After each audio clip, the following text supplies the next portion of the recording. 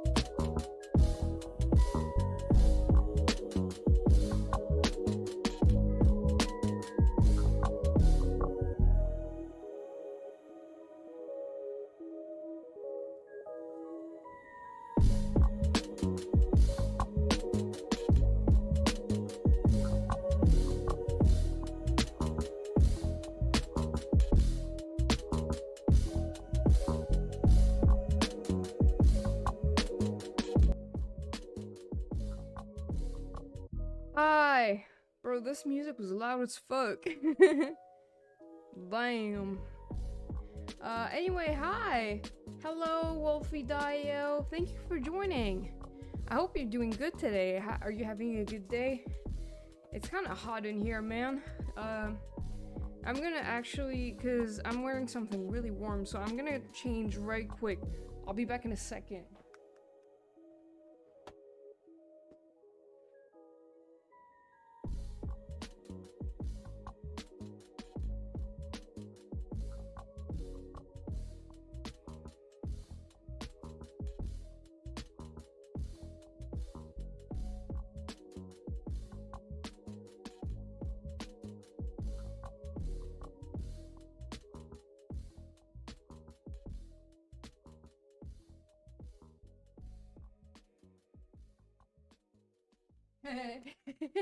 My avatar was stuck on a funny face.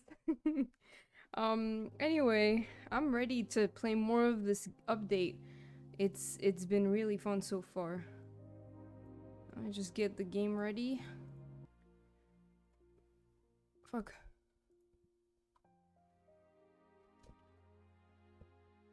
Okay. I think I forgot to do my dailies yesterday. Fuck, it's loud. It's loud! God damn, I don't know if you can hear it, but it's loud as fuck. Maybe I'm just sensitive. I turn down the sound just a little bit. I think I ate too much. I feel really bad. Investigate freely. This is the start of the new Archon quest. I mean like Act 4. This is the start of Act 4. I didn't start it yet. This is just the beginning. So we're doing that right now. I don't know how long this is gonna take me. I don't know how long it is.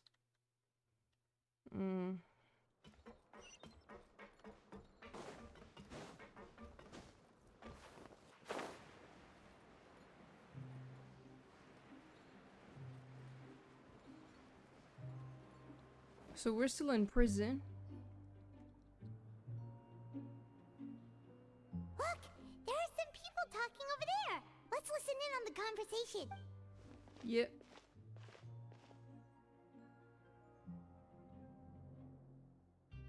If you ask me, those pompous parasites on the surface act like they're all a bunch of aristocrats. Do any of them give half a hoot about a bunch of dogs like us? Okay. Hey, speak for yourself, mate. I'm no dog. Oh, you think you're special or something? If you're here, then you're just a convict like the rest of us. I've heard that even if you're released after serving your sentence, going back to life on the surface ain't any better. Once a criminal, always a criminal. We're marked for life. I don't buy that. Hey, how cool would it be if the whole world was destroyed by a giant flood and everyone had to start over from nothing? What kind of filthy bilgewater you spewing? Bilgewater. I have family up there. You best shut your sewer hole with talk like that. Listen, things ain't so great on the surface, but who says that you have to leave? I've heard that you can still stay here and work even after you've served your sentence. Not bad if you ask me. Who wants to live in the ruddy overworld anyway? And what makes you think they want to hire someone like you? That's one of the great mysteries of the universe, how someone as useless as you is so confident. Jesus, why are they so mean to each other? I guess this is prison. Whoa. Sounds like they're really unhappy about the overworld. Speaking of which, Paimon never heard anyone use the words overworld or underworld when we were living up there. Is it only something the inmates down here say? I think you're right. That's true. That's true. You're welcome.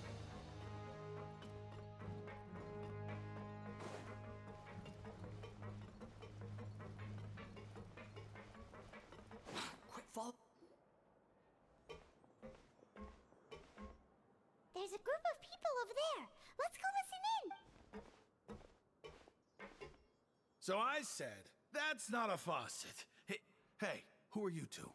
Why'd you come over all of a sudden? Oh, sorry for eavesdropping.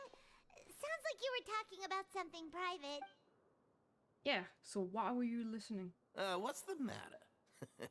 They're just looking to join in on our fun, that's all. Hey, don't pretend like it's okay for them to just interrupt us like that. Yeah, fine. You're lucky we don't mind extroverts that much. Thanks, you guys are really nice. You hear that, Quisto? We're Oh my nice. god, is that truly his name? Quisto? Jesus, wow. It just it's like a word for cook over here. Bro. Your expressions tell me you're looking to hear some juicy info, am I right? But before that, it just so happens that I know you two. Okay. Really? Are we that famous? Yes, Paimon, why are you so surprised? You're kidding. How often does anyone get a personal tour led by His Grace himself? Practically everyone was talking about it. Word has it that you also caused quite the kerfuffle. Oh, it was just a little mistake. A little mistake, huh? I like the way you put it. You see, people with a good attitude can join our group anytime, unlike some of the others here. Your group? I'm Quisto, and this is Lavaroon. People usually call us the Bombshell Bros, but don't worry. We're not playing with bombs or anything. It's just that our information is always so explosive, and we blow minds on the regular. Okay. So, you two really like to gossip? Whew, you sure know how to embellish. No. You don't get it. Knowing intelligence will make things better for you here. For example, knowing who's working with who has the latest rumors, who's not getting along. Wouldn't you like to know all that? Sure, fill us in. Whoa, all this info's worth something, you know? You should prove you're worthy of it. I don't mind him. Quisto's always this way. Just play nice and say something to massage his ego. The welfare meals. Talk about the welfare meals. Okay, all because he's the cook. That's why. We ate the most incredible welfare meal recently. Right. That meal we had yesterday was super delicious. Paimon can still taste it whenever she closes her up. Is that so? To tell you the truth, I've been helping out with making those welfare meals. I've been working as a kitchen assistant for about a month and a half. Oh, so you're the one who made those delicious steaks. Amazing. You could be a professional chef. You are correct. I am a true professional. In fact, I even went to culinary school. Since you like my cooking, I guess that means we share similar tastes. Listen carefully. This little bombshell will help you learn what's really going on here in the fortress. Huh? Did Lavaroon just wink at me? It seems he's saying don't be upset, he's a good fellow. Listen, kids. The power structure within the fortress is quite complicated. The overworlders couldn't care less about us down here. We're basically dogs to them. You've already met the one person here you should never cross, the Duke, Risley. He knows more than you think. And if he doesn't care about something, then he often doesn't bother dealing with it. Those who have the Duke's attention get all kinds of special perks. Even better treatment in the infirmary. What the hell? I know who you mean. It's that Jurier character, right? I don't think there's anything useful about him at all. Why does he visit the infirmary practically every day? Is it normal for anyone to be going in and out of there so often? If you ask me, he's just faking it to get out of work. But did you know that Jurier was a talented researcher from the Fontaine Research Institute before he came here? There's no denying that. I don't care if he was a researcher that could turn dirt into Mora. Once you're in the fortress of Meripede, you're just another inmate like everybody else. Ah, interesting. According to Quisto, a person named Juria frequents the infirmary. I should take note of that. Speaking of which, the last time I saw him, he was passing by the corridor with Lorvine. I also heard they started arguing in the library and got into a fight, right? Guess that's just how terrible of a guy he is. You mean he hit a woman? Wow, I never imagined he was that bad. But that Lorvine's also quite the odd one, you know? She's always gabbing away, got into a fight with a man, and she also got sent to the infirmary. Come to think of it, I always see her going to the sick bay every couple of days, too. Wait a second. You don't think? Do you think could it be that they're secretly meeting there to go on dates? But it's really hard to imagine. After all, I do remember seeing Lorvine beat Jurier to a pulp that one time. And we might be overthinking things. So Juria had a confrontation with a girl named Lorvine, who also frequently visits the infirmary. I remember that too. Okay, what? I don't know how this has to do with, like, what this has to do with anything, but sure.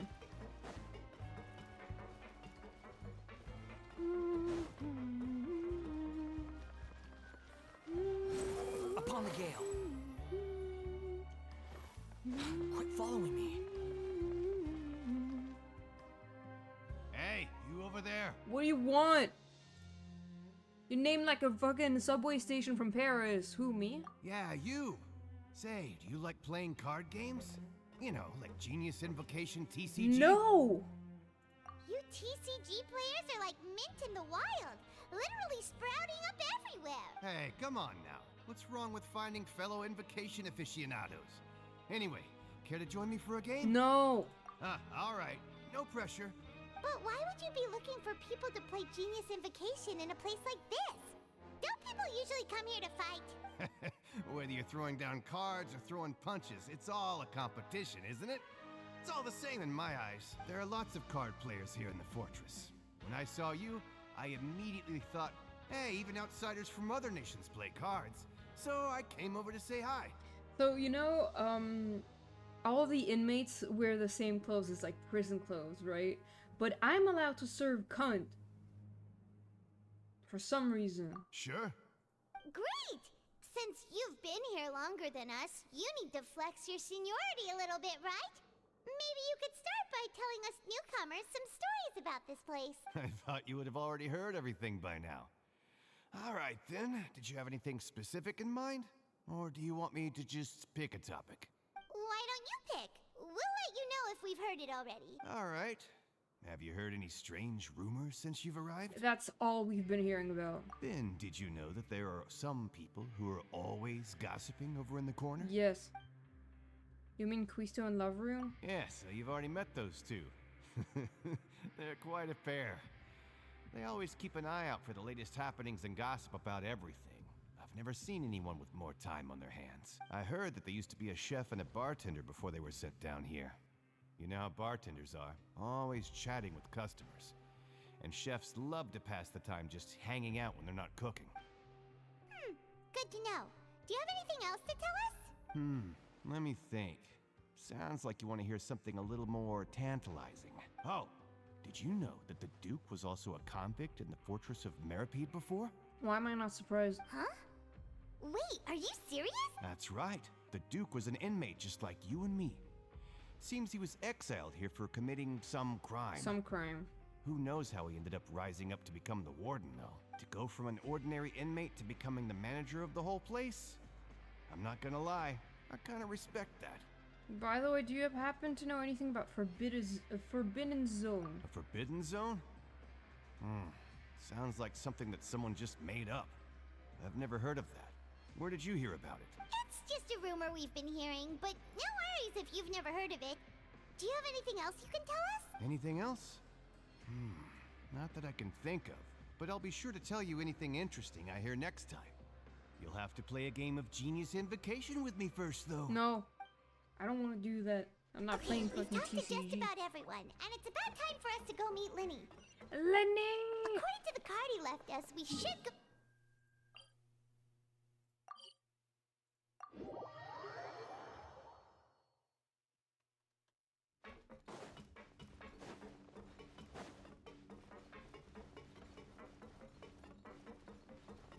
Oh my god.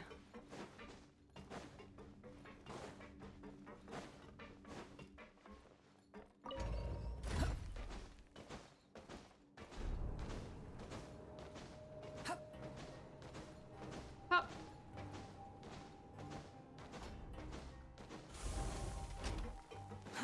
Too slow. Learn the safety rules by heart.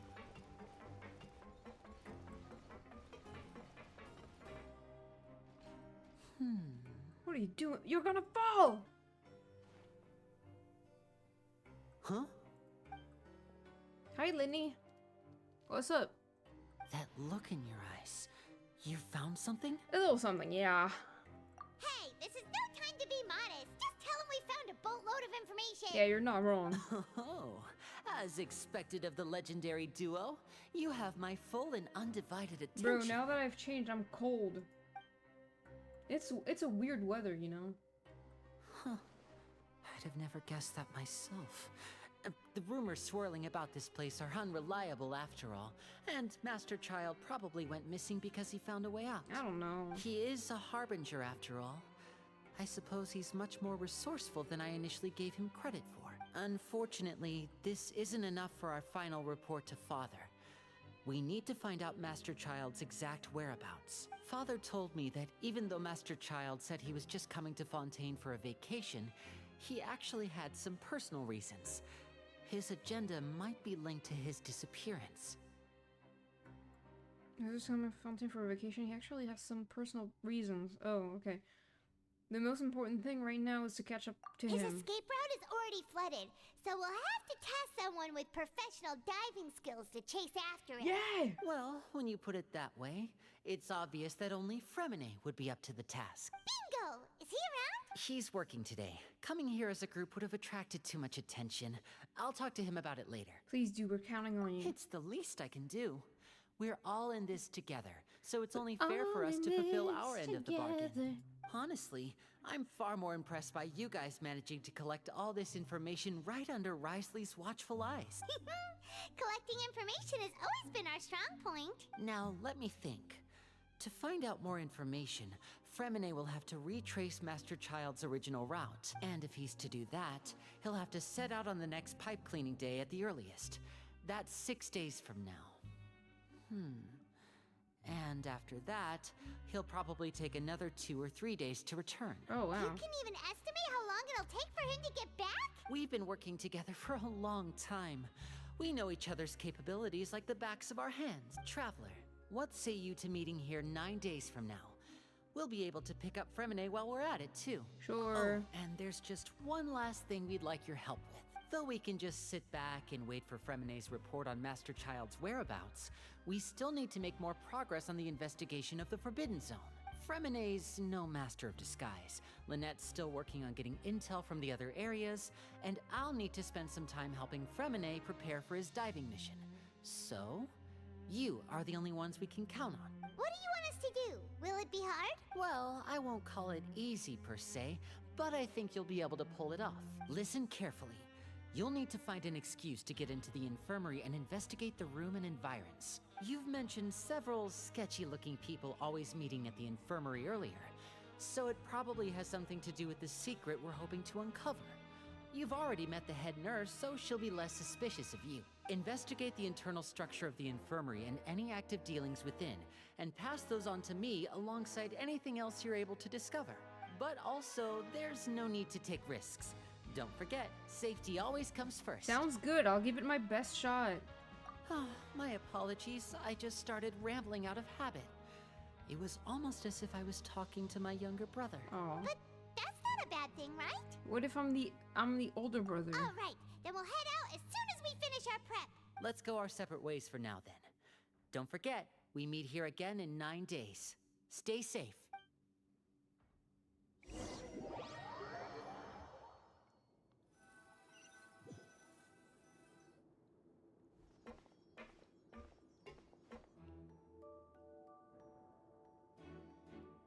Hey, stay here for now. Paimon will take a peek. There seem to be several people inside. I started eavesdrop on them first. She's in the diagonal. Paimon levitating diagonally.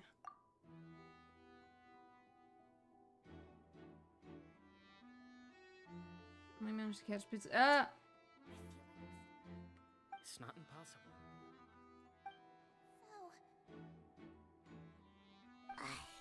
It's a bit hard to understand them from here. So, why don't we just try to talk to them in person? Let's go as soon as you're ready.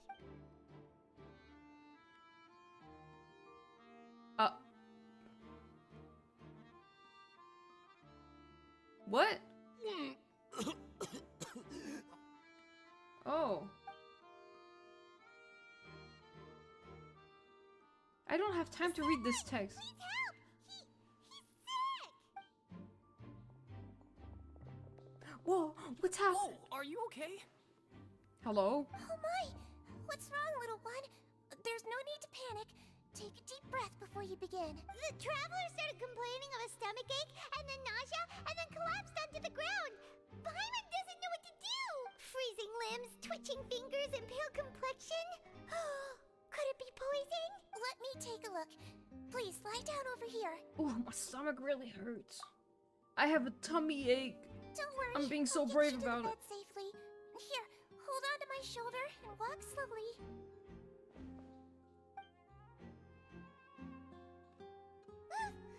You can do it, Traveler. You're gonna cry. Thank you. I'm sorry.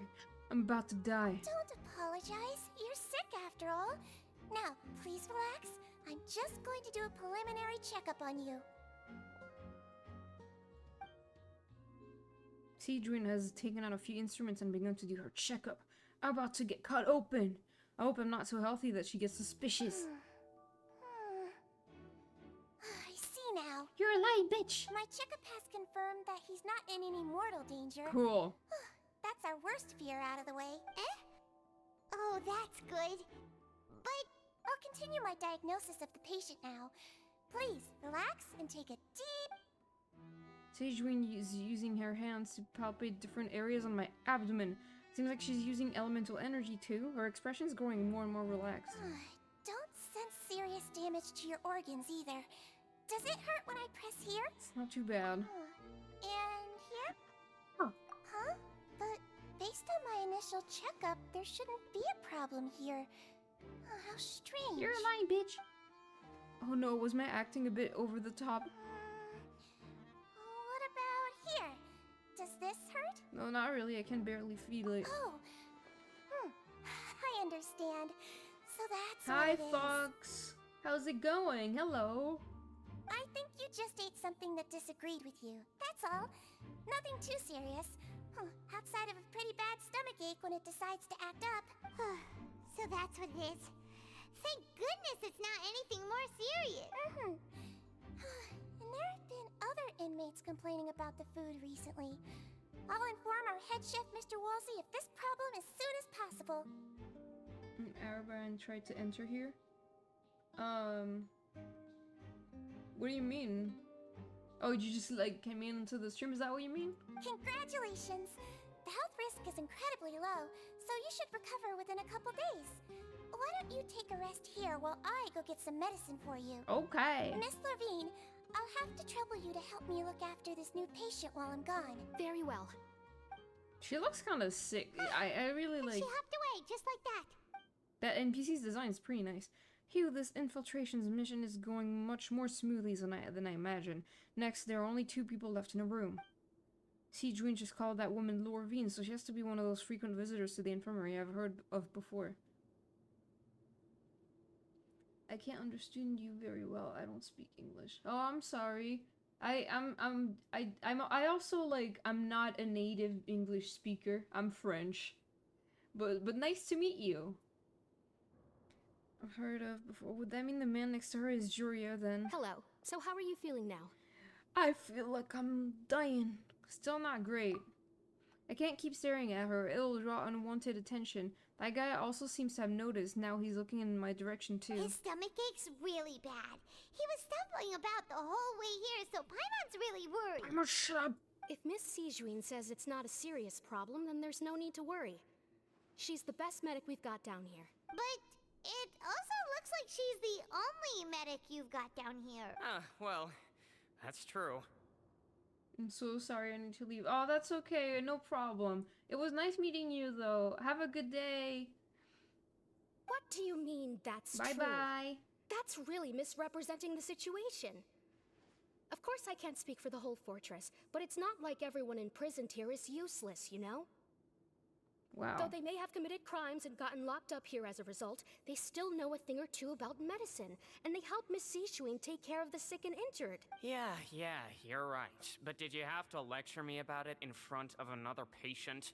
Aren't you a patient too? Where did all your energy come from? That's correct. Sorry, I got a bit ahead of myself. That is correct. Are you two also sick? We've been sick a while. I come back every once in a while for checkups, and to pick up the medicines Miss Seadrin prescribes for us. That's just the nature of chronic illnesses. As for her, you could say she fancies herself as Miss Sijuin's capable helper because she learned a bit of medical knowledge ages ago. Please watch your mouth, Mr. Jurier. Don't forget that you are the primary reason I have frequent heart palpitations. Okay. Hey, don't start arguing now. Please, keep it civil at least. These two seem to have a pretty terrible relationship and only ran into each other because they came here to pick up their meds at the same time.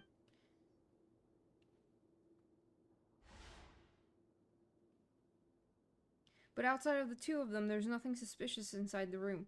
All the files on the table appear to be patient records, and while there's a box, I can't check it out right now. There also aren't that many furnishings on the wall. Eh? Wait, there seems to be a movable hatch on the ground over there. Hey! There's no need to fight! Everyone will be released someday, so there's no need to argue over silly things like this! But Release. It's way too early for us to even think about that. And who the heck knows if we'd even be able to continue our previous lives? The presence of a movable hatch isn't strange by itself, but perhaps it's my adventurer's intuition speaking. But isn't it a bit strange that there's a movable hatch here of all places? I gotta investigate. Is it hiding something? please allow me to end this boring and useless conversation. Oh, and Mr. Jurier, I don't want to see your face here again anytime soon. And same to you, Miss Lorvine. Anyway, that was more than enough rest for me, so I'm going to get out of this excessively noisy place. See you later, everyone. Bye. He just slowly walked off like that? That's just what he's like. I'm sorry you had to see all of that. I'm Lorvine, and that's... Well, his name is Jurier, but I hope you'll never have cause to remember his name. You really can't stand him, huh? I mean, can you blame me? Who would like someone who's as arrogant and obsessed with weird research topics as he is? But there's no need to keep dwelling on him. I'll accompany you two for a while. Miss Sijuin should be back soon, and I'm sure you'll feel better as soon as you've had some of her medicine. Thank you for looking after me. No, it's nothing. I'm back! Did you rest like you promised? Thank you for getting our medicine, Miss Sijuin. Did you all cooperate with your bed rest? I trust that nobody got up to walk around. Good. Here, this should be 2 days' worth of medicine for you. Take 1 pill now, and then continue your bed rest.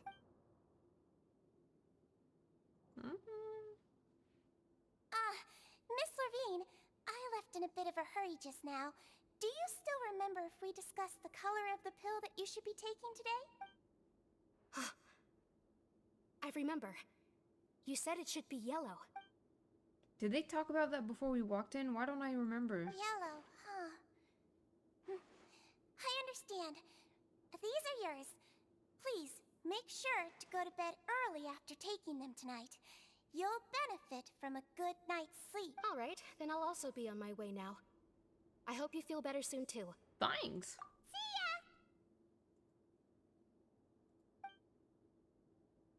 This is really I'm suspicious. going to fill out your medical record now. You're widely known as the Traveler, right? Yeah. I just want to double-check a few details, if that's all right with you. Those two made quite the commotion just now, so why don't we let the Traveler rest? Paimon can answer the questions instead. So his primary symptoms are abdominal pain with secondary symptoms of nausea. Is there anything else? That's it. All right then. Is there anything we should know besides to take the meds? No, his base constitution is quite good, so I'm sure he'll recover quite quickly after taking the medicine. Please make sure to stick to bland or less stimulating foods, and don't stay up too late at night. Got it. Paimon will hold the Traveler to that for sure. Sijuin's still looking at me. I should just try to take a nap like she said. Oh, you're going to take a nap already? Okay then, you get some rest. Regular patient's bed and... Okay. You can, however, still catch some hints of Paimon's conversation with Sijuin. We've been to lots of places together. He may look a bit under the weather now, but he's actually super strong. So you're the best of companions. Well, don't worry. He'll recover soon. That word brings forth a wave of comfort, he said. You're awake. Yeah. How do you feel? You slept for a really long time, but we never left. I feel a lot better, thank you both. Well, now you can go back without a worry in the world. Remember to take your meds regularly, and remember bland foods. Oh. Thank you, Miss Sijween. Sijween! Seems like a lot of people have been coming down with an upset stomach lately. I'll need to address that. You're sus as hell! What is going on here?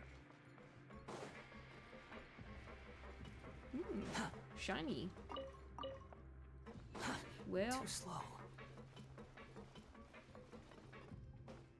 where's that again? Upon the gale.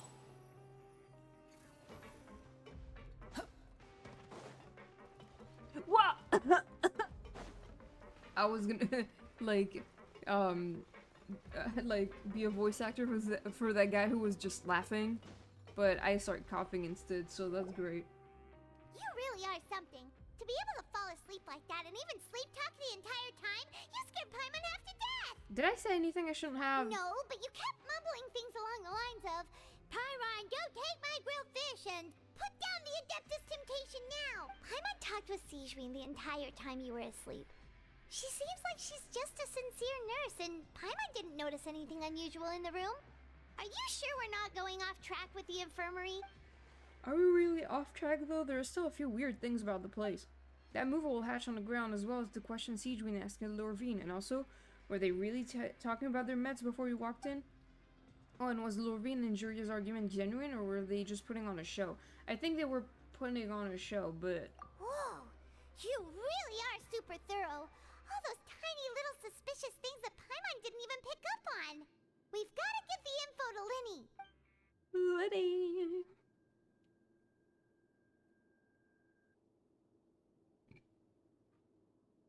Am I gonna get a new vision or something? Like other visions for sleep, during sleep? That's a weird piece of paper. It's so dirty already. You managed to pass the sleep to a busy Lynette as she happens to pass by. Her disguise is impeccable. She does not even look at you or change her expression as she pockets the info. Of course. Yo! Finally, the promised ninth day arrives. Today's the day. Let's go meet up with Linny. Lenny. I wanna meet up with Lenny.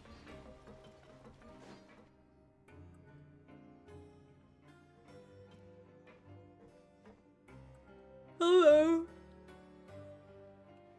Sir, who are you? Oh. That is so not subtle. Right, what is wrong with y'all? Did you two run into any trouble over the past few days? No, we just worked our shifts according to the schedule. Nothing weird happened. That's good. That means you didn't raise any suspicions when you infiltrated the infirmary. We've taken a look at the slip you've sent. Fremine successfully left the grounds via the pipes 2 days ago, and as of last night, Lynette has also infiltrated the infirmary after faking an Man, that illness. shit happened, dude. Wait, why is she getting involved as well? You already went above and beyond when you scoped out the infirmary. To put it more bluntly, even if we were to view that as something you did in exchange for Fremine's help, you've already done more than enough. Thanks. Infiltrating a guarded stronghold is a different kind of job from a one-off investigation.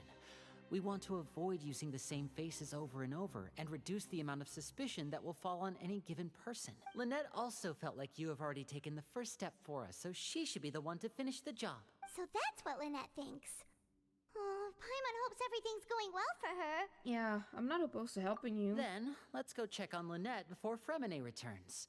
If everything went well, then she should be wrapping up her investigation right about now.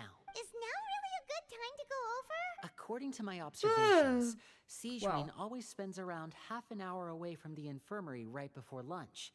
Lynette knows this as well, so this should be a good time to meet up with Oh her. yeah, we heard about that too. Also, I'm her brother, remember?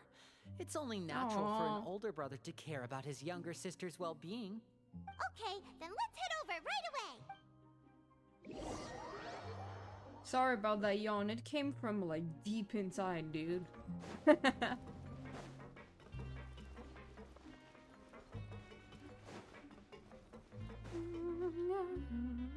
Lynette should be here right now. Lynette! Huh.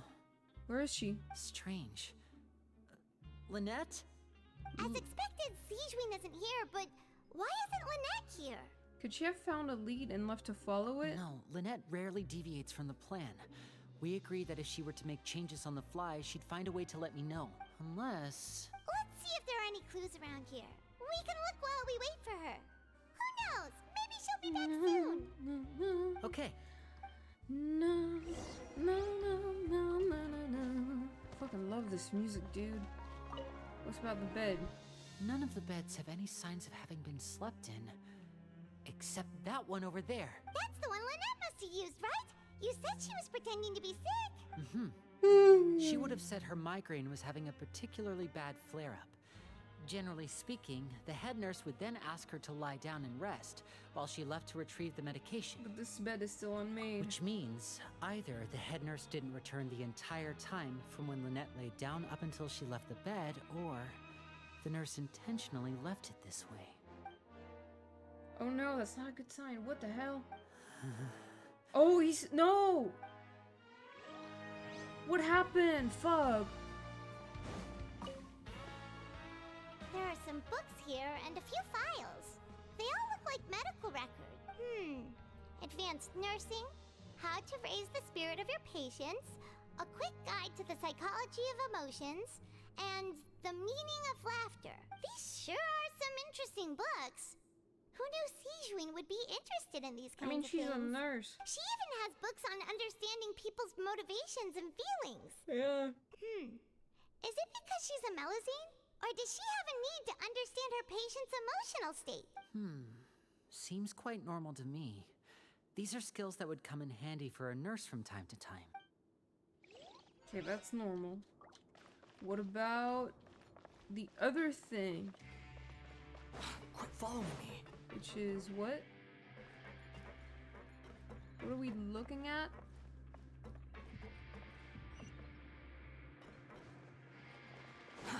Too slow. Wait, oh, that's the hash.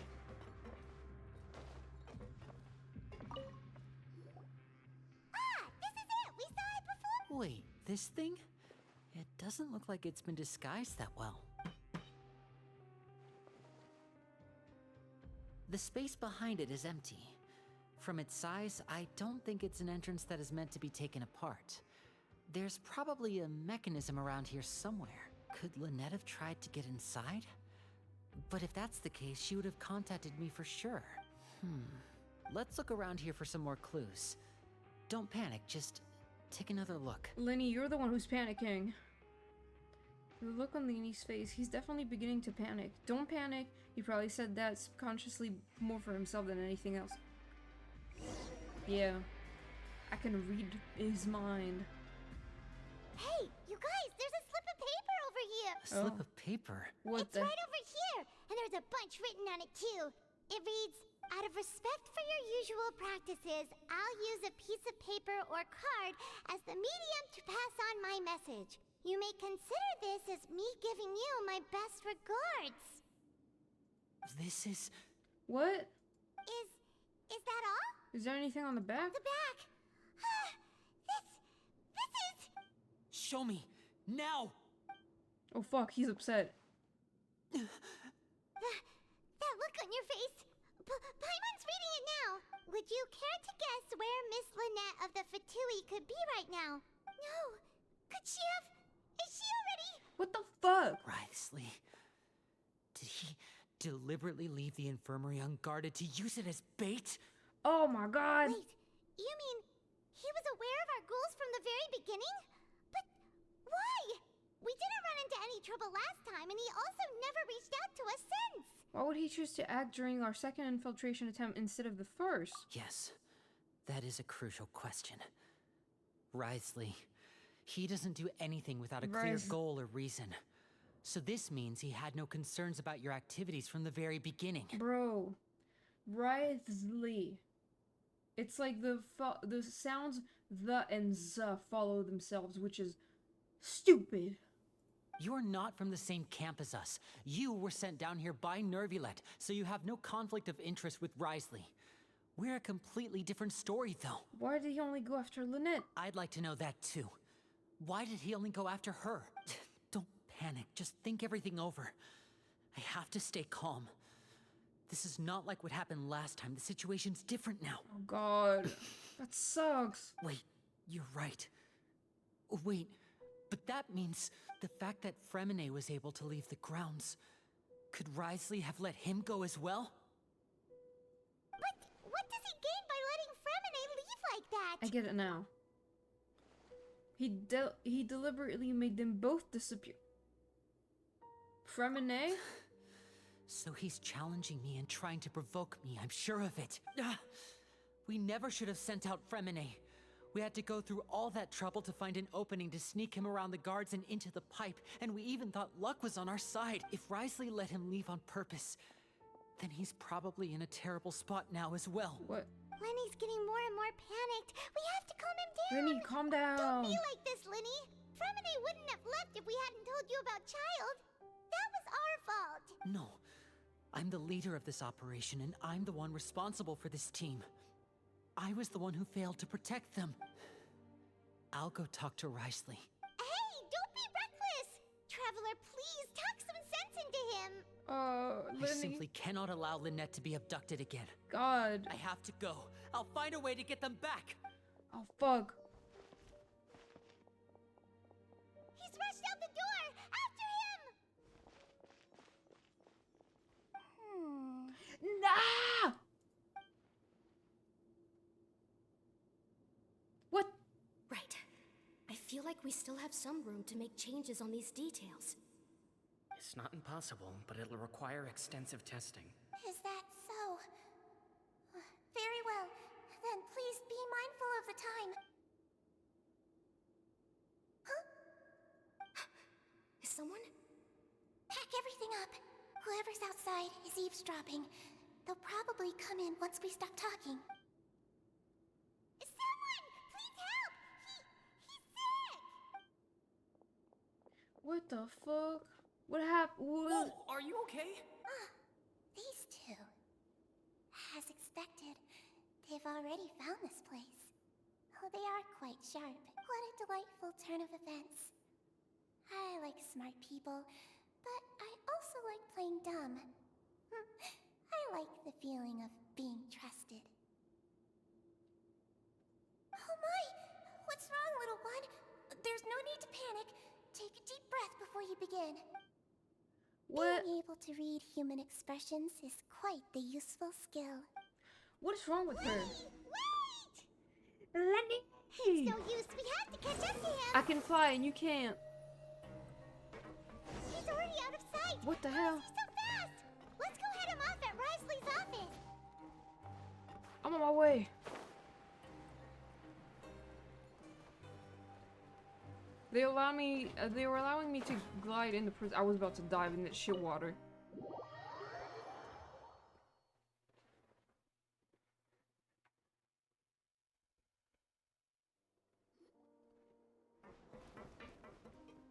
Whoa, what the hell? Come out and face me, Wriothesley! Oh.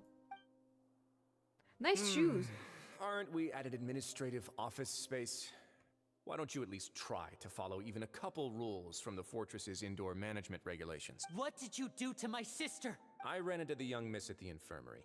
I'd heard that she was suffering from quite the migraine, so I decided to invite her over for a cup of tea. I do have some teas in my collection that can work wonders against such an illness.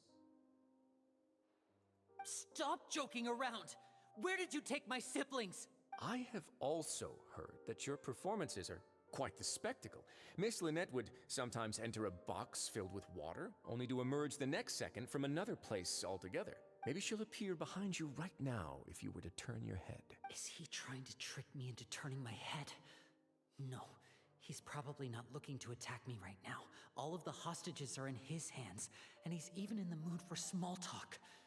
That means Lynette is probably still alive. You knew we were investigating the infirmary from the start, so you deliberately aroused the Traveler's suspicions and baited us into continuing our investigation, just so that you'd be able to kidnap Lynette.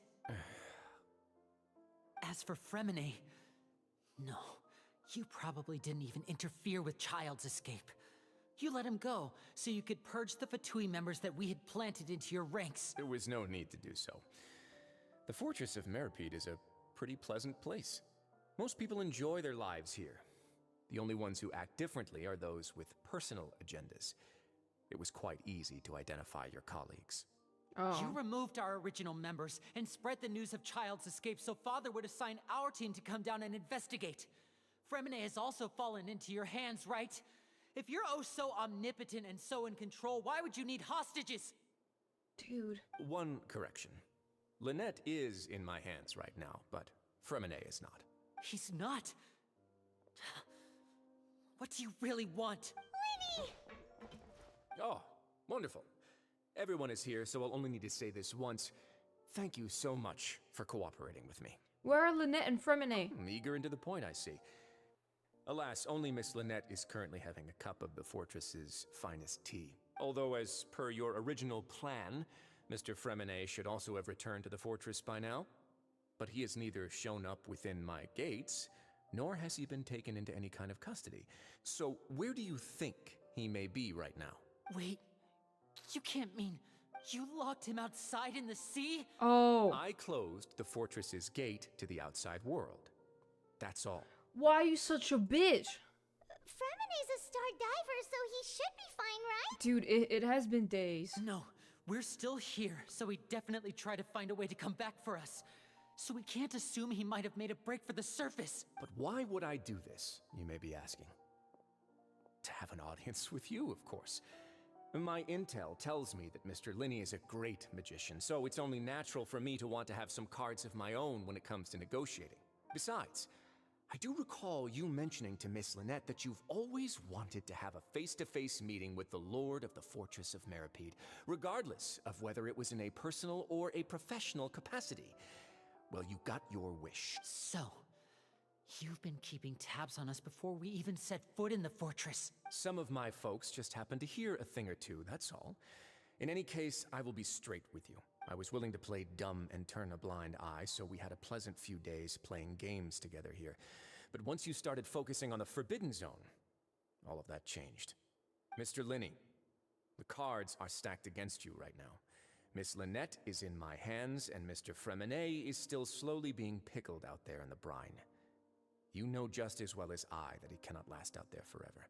You need do but one thing to guarantee their safety. I would like you to contact your superior, and ideally invite her over for a cup of tea with me. You want to see Father? But why should she bother giving you an audience? Well, if she cares for the well-being of her dearest children, she should have plenty of motivation to join me for a parents' evening. I've heard that the bonds between the members of the House of the Hearth are like the bonds of family. I don't see why she would refuse. Why did you think Father sent us to handle the Fortress of Meripede? This place is basically a no man's land. It wouldn't be fitting for anyone as important as a harbinger like Father to come here in person. Oh, I see. So it's because she doesn't care for my place here. That's such a shame. After all, I've amassed quite the tea collection. I was looking forward to sharing it with her. Both Monsieur Neuvillette and Lady Farina have already received many samples as gifts. Was this the extent of your master plan to get to Father? No matter how much pressure you may put on me, I won't allow you to use us to blackmail her. You people really are difficult to get along with. All I'm asking for is a face-to-face conversation. Does she truly have no interest in the fortress's secret? Mr. Linney, you have one last chance to invite your father here. If you refuse... Linny! Why do you have to do this? Instead of asking why I'm doing this, why don't you try to see things from my perspective for a second? From the very beginning, the Fatui has been actively infiltrating my fortress. I gave you a warning by cutting off the first few operatives I found, but that only caused you to double down. Had you given up on the fortress then and there, I'd have no reason to want to talk. Bro, what the hell? Mr. Fremine left the fortress on his own, and Miss Lynette tried to pry out my secrets right in front of me. No matter how you look at it, the responsibility for this falls on you. Damn. I shouldn't ask Father to do anything because of us. 6, 5, Wait, 2, 1. Time's up. It really is a shame, Mr. Linney. What? Risley! Negotiations have broken down. Please leave, ladies and gentlemen. It's time for my afternoon tea. Please wait, can we really not talk about this some more? Yeah, listen to the Traveler. If you can't talk to Linny, can you at least talk to us? You do realize that I'm only letting you go because of Mistylotl, yes? You're here helping him out, and I've already done my best to stay out of your way. But that doesn't mean you can just do whatever you want. The fortress may be small and remote, but it still has its own set of laws. Please spare Firminate and Lynette.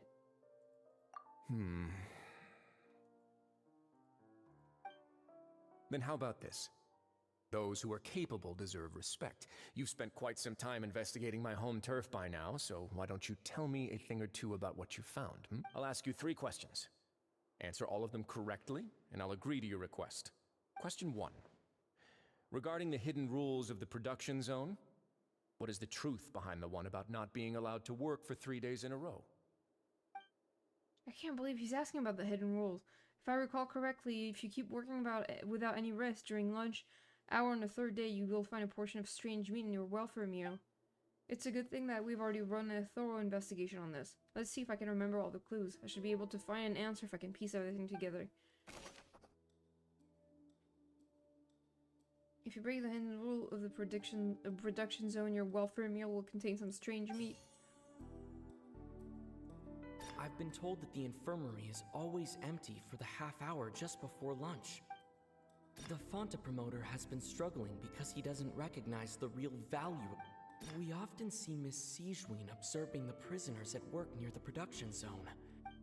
Fonta's internal reports suggest that they're starting a new trial of an unnamed and unpackaged product. But the product has to undergo a trial because even Fonta... The research notes said that the Melazine race perceives the world very differently from humans. As a result, according to Collins, the Pancration tournament only took place because the Fonta company sponsored it. The company must want a return on their investment as well. The research notes said that the Melazine race perceives the world very differently from humans. As a result, the Melazines have also developed a sense of aesthetics that appears rather strange and alien to humans. The Fonta promoter has been struggling because he doesn't I've been told that the infirmary is always empty for the half hour just before lunch. But we often see Miss Sigewin observing... I've been told that the infirmary is always empty. Fonta's internal reports... The research notes said that the Melazine race perceives the world very... I don't know, but... Oh, wow. I mean, what is that? Ah, so that's what's going on. Paimon understands it now. Who would have guessed? The hidden rule of the production zone. Oh. People are not supposed to work 3 days in a row, and if they do, they'll get strange meat in their welfare meal. At first, we thought this strange meat must have something to do with the people who disappeared. But in reality, they were all prepared by Sigewin, the head nurse. She often visits the production zone to observe the workers' health and makes a note of anyone who has worn themselves out after 3 full days of work. Out of her sense of duty as the head nurse, as well as her genuine concern for the workers' health, Sigewin visits the cafeteria right before lunch and cooks an extra dish for those who can use the stamina boost. Sigewin has only the best intentions with her surprise gift and doesn't want anyone to find out about what she does. However... I mean, what meat is it? Like... Unfortunately, Melazines as a race perceive the world differently from humans, and their sense of aesthetics is even more alien to us. The recipients of her lovingly prepared special meals cannot taste the care within and usually just freak out. Are we on the right track? Not bad. You've uncovered Sigewin's secret and even guessed her intentions correctly as well. It's nice to know that her efforts have not gone unacknowledged. All right, now for my next question. There are also some hidden rules in the Pancration ring. including the one that you're not allowed to support both sides of a fight. Why is that? The hidden rules of the Pancration Ring. I remember. If someone tries to support both boxers at the same time, they'll receive a package the next morning which contains a strange blood-colored liquid. Well, that was Fonta. We've also done a lot of research on this matter. Let me sift through what I know. I've been told that the infirmary is always empty.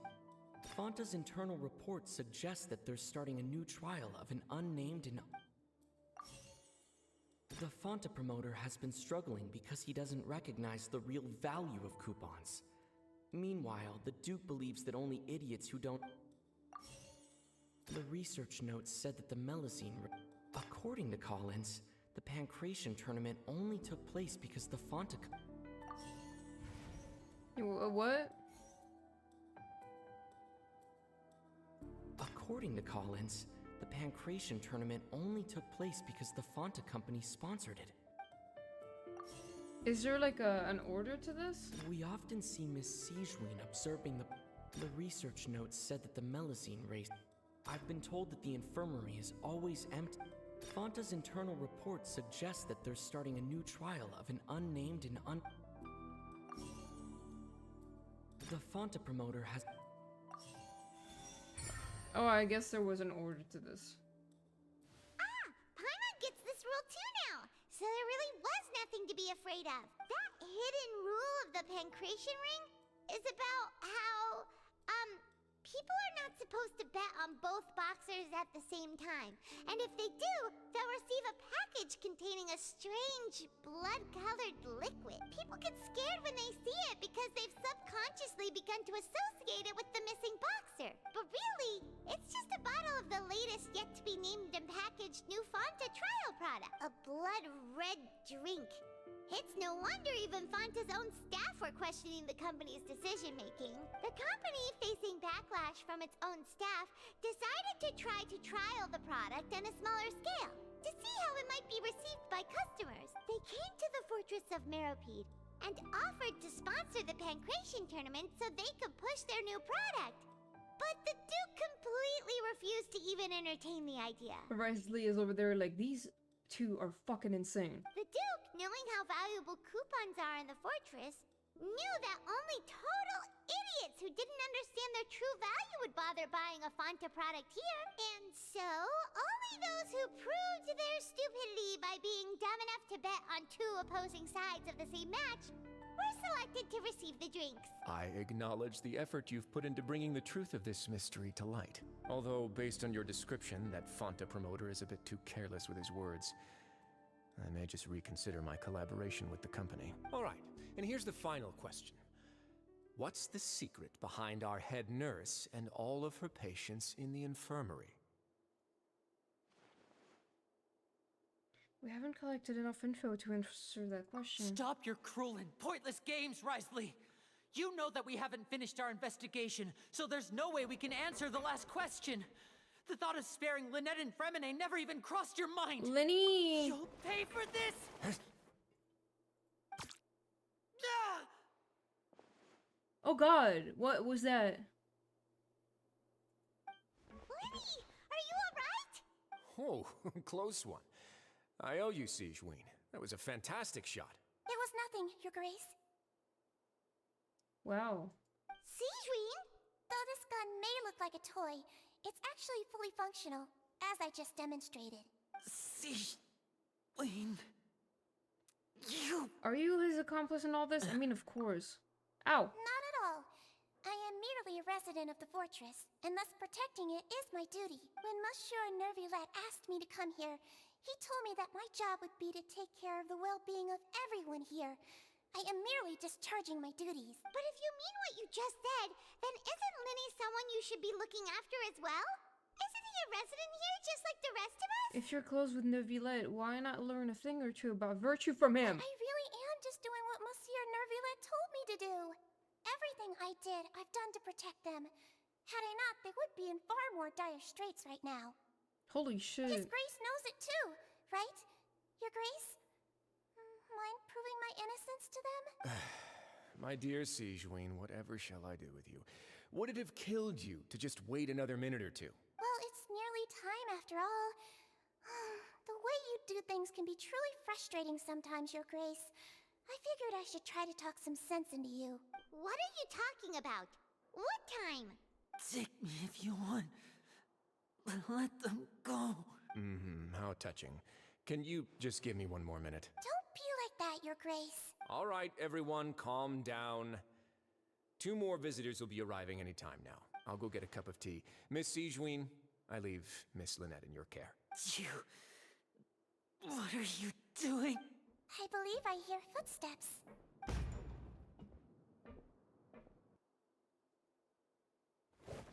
Some space, please.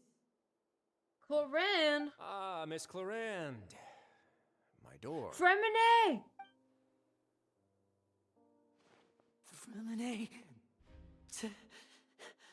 Fremine. Oh, is he okay? Damn. What's going on? What is Clorinde doing here? Work. The fuck? I'm sorry about shooting you, Mr. Linney. The tranquilizing effect will begin to wear off soon. Please take it easy in the meantime, though. Oh, I'm gonna beat the shit out of you. What happened to Fremine? Wasn't he diving just outside of the fortress? Why is he looking like this? These symptoms can't be. What happened? A flushed face, an accelerated pulse. He must have consumed primordial seawater. Wait, what? What did you say? Please, make some space. I'll need to give Mr. Fremine a more thorough checkup. Your Grace, I'll leave the rest to you. I'll talk to Clorinde while you get Fremine to where he needs to be. Everything else can wait. What the hell? Lenny's expression looks disgusted. It seems like he'd rather not have Sijuin touch Fremine. Still, he doesn't stop her since it's obvious that Fremine does require urgent medical care. Sijuin's examining Fremine carefully. She doesn't look too upset, which is a good sign. I hope Fremine will be okay. How is he? These symptoms are probably caused by an acute ingestion of a large amount of primordial seawater. Still, his condition is not critical. Of course, it would be best if he stayed for further observation. Let's leave him here for now, and move him to the infirmary once he's recovered a bit more. Sorry. I am aware that the infirmary may not be your favorite place in the world at the moment. We do only have a single clinic in the fortress, however. Why would he ingest a large amount of primordial seawater after leaving the fortress? How could that possibly happen? Please, look after Mr. Fremine for the moment. I'll go fetch some medicine and a respirator. Oh, I'll bring Miss Lynette back with me. Where is she? How is she right now? Oh, she just took a nap in an empty room after I tranquilized her. If my calculations are correct, she should also be waking up right around now. You might not believe me, but His Grace and I actually made some snacks and tea for her. Lenny has finally begun to stop tensing the muscles on his face. It seems that he trusts what Sijuin just said. Bro, what the hell? What's that look on your face? I thought I made good time on the way back. Oh, I'm just admiring your punctuality. Had you arrived just a few minutes later, Sijuin may have been forced to shoot Mr. Linney again. How's the situation out there? The water has changed. It's pretty much as expected. The concentration of primordial seawater has increased significantly. What the... how? I was only out there a short time, so it wasn't too bad. But if one were to stay for any significant amount of time... well, you can see how that boy's doing. Where was he when you found him? The abandoned zone at the end of the pipes. A good distance into the water. Closer than I thought. He must have recognized it early on and tried desperately to swim back. Locking the door was necessary. I don't think we could have saved two. Well, I did try to convince him that I had my reasons. Never seems to work, though. It would probably work on Neuvillette. He has a knack for picking out who had good intentions, even when the outcomes were all terrible. It's a bad sign if you're having to plead your case to Neuvillette. Want some tea? Not particularly. If you want to drink some that badly, just say so. Fine, I'd like to get some tea. Want me to get you a cup too, since I've already made it? Might as well then, I suppose. Actually, do you have a towel? I would like to dry my hair.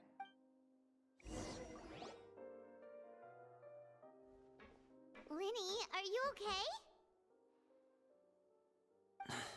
I'll be fine. They're all here now. Don't worry about me. Are you sure? You don't look alright. My hands and feet are still a bit weak, but that's probably just the residual effects of the tranquilizer shot. I'm back, everyone. Ah, Lynette. Lenny! Oh, Traveler, Paimon, you're here too. Fermine? Is he... He'll be fine. But for now, please help me lift him up. Immediately come to lift Fermine up.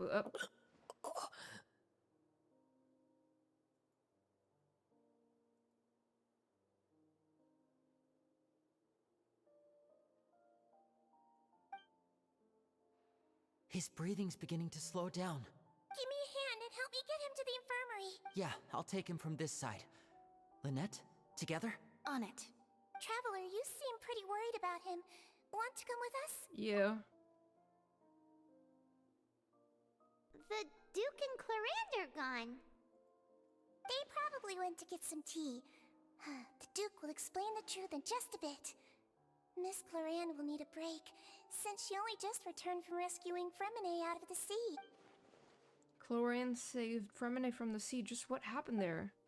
What the hell?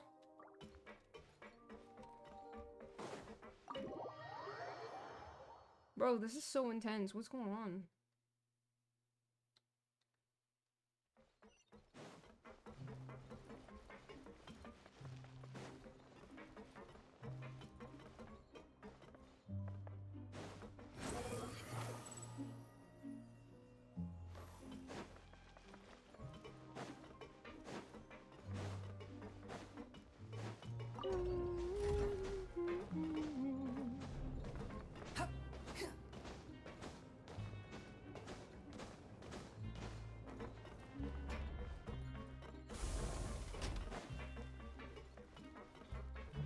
Squall and Fury.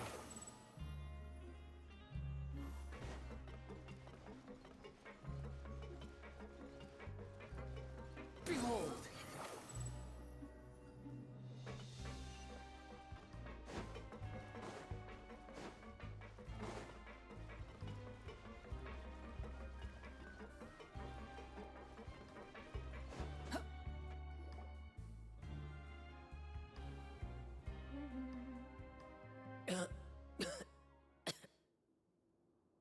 He's awake.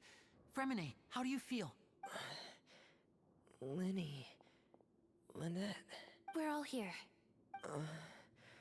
Where... am I? The infirmary, at the Fortress of Meripede, Mr. Fremine. And you are no longer in any danger. How do you feel? Don't push yourself if you're not feeling up to it. Traveler... Paimon... It's been so long. The sea! There's something wrong with the seawater. Shh, it's okay. We can talk about it after you've recovered. Oh. No, listen to me. This is really serious. There's primordial seawater mixed into the regular seawater. I don't know why it's there, but no one should touch it. What happened after you snuck into the pipes? Pipes...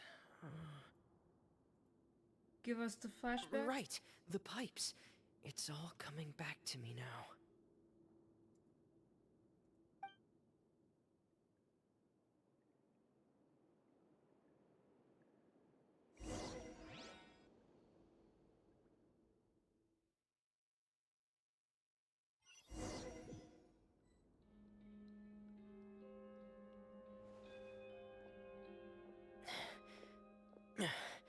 I'm in. Seems like this pipe hasn't been used in a long time. It looks abandoned.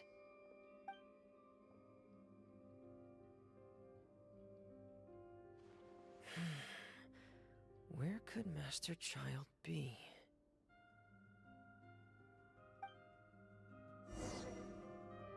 Oh, wow.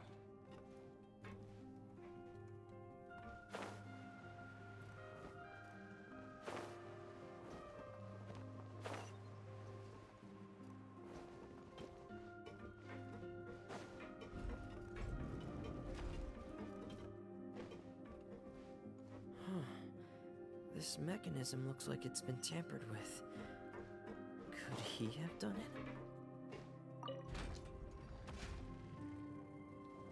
Yeah.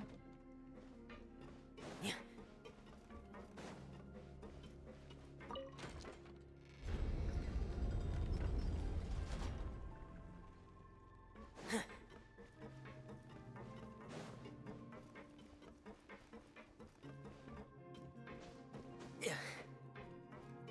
Hup.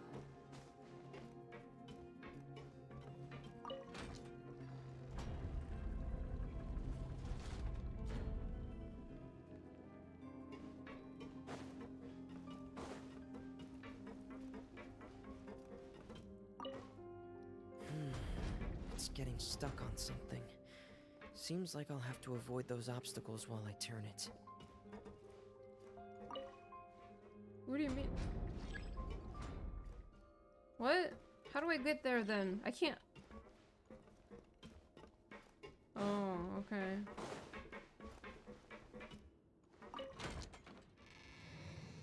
So I have to rotate first and then go up.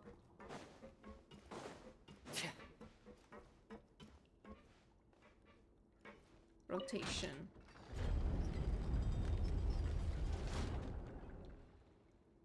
Let's see. Masterful performance.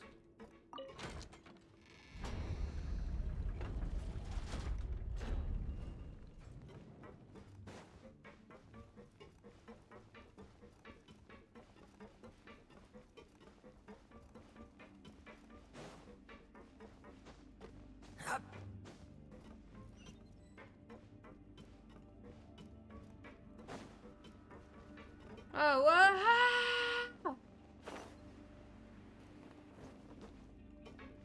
Man, this place is cool. This is where the water starts. Okay. Master Child probably dived into the water. I'll go take a look as well.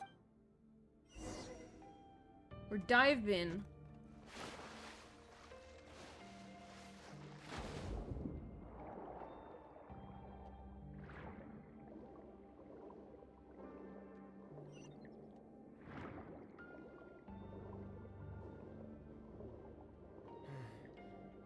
The vegetation here is a bit more sparse. These traces aren't natural. A person must have left them, and recently. I should be going in the right. There are traces here too. I need to keep going. Huh? The traces are gone. But I don't see where he could have gone from here. Wait. What the? My heart is racing, and it's getting harder and harder to breathe. What's going on? No good. I have to get back. They still don't know anything about what's going on. If I turn back right now, I should still be able to make it.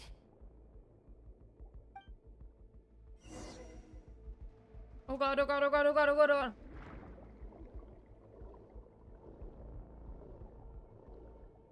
Oh, I'm losing HP. Fuck, fast.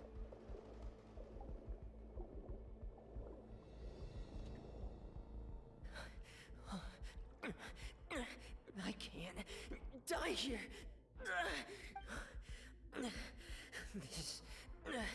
This is bad. I'm feeling worse and worse, and I'm still underwater. I have to push on. Oh god. Clorand! Girl, help! I'm in the water! Girl, I fucking drowned!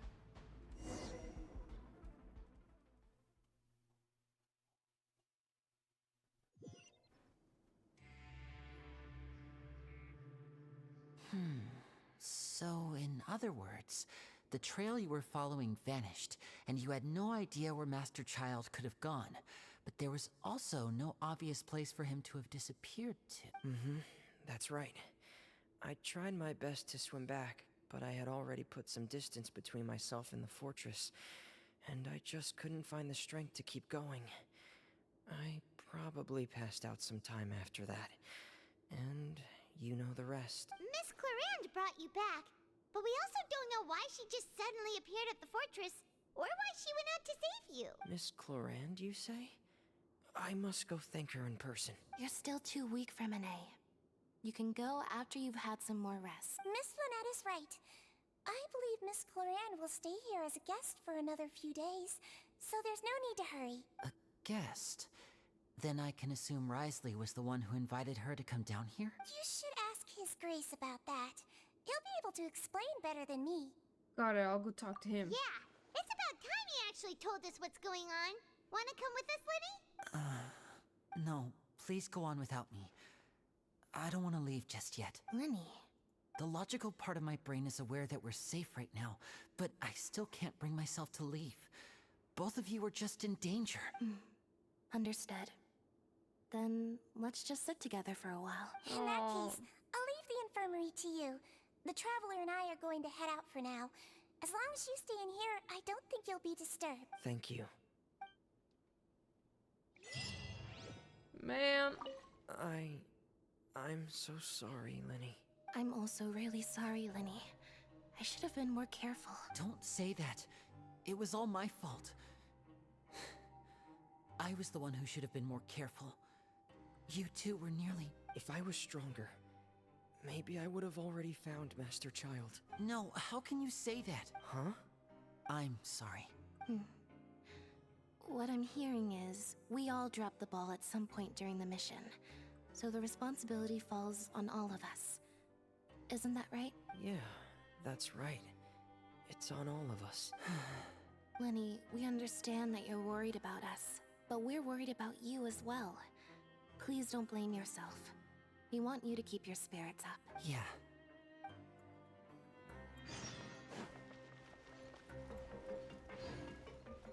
Man, what the hell?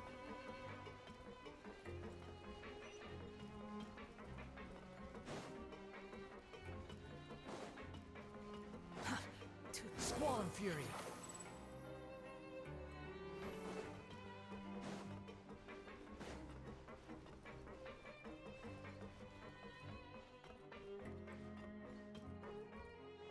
What?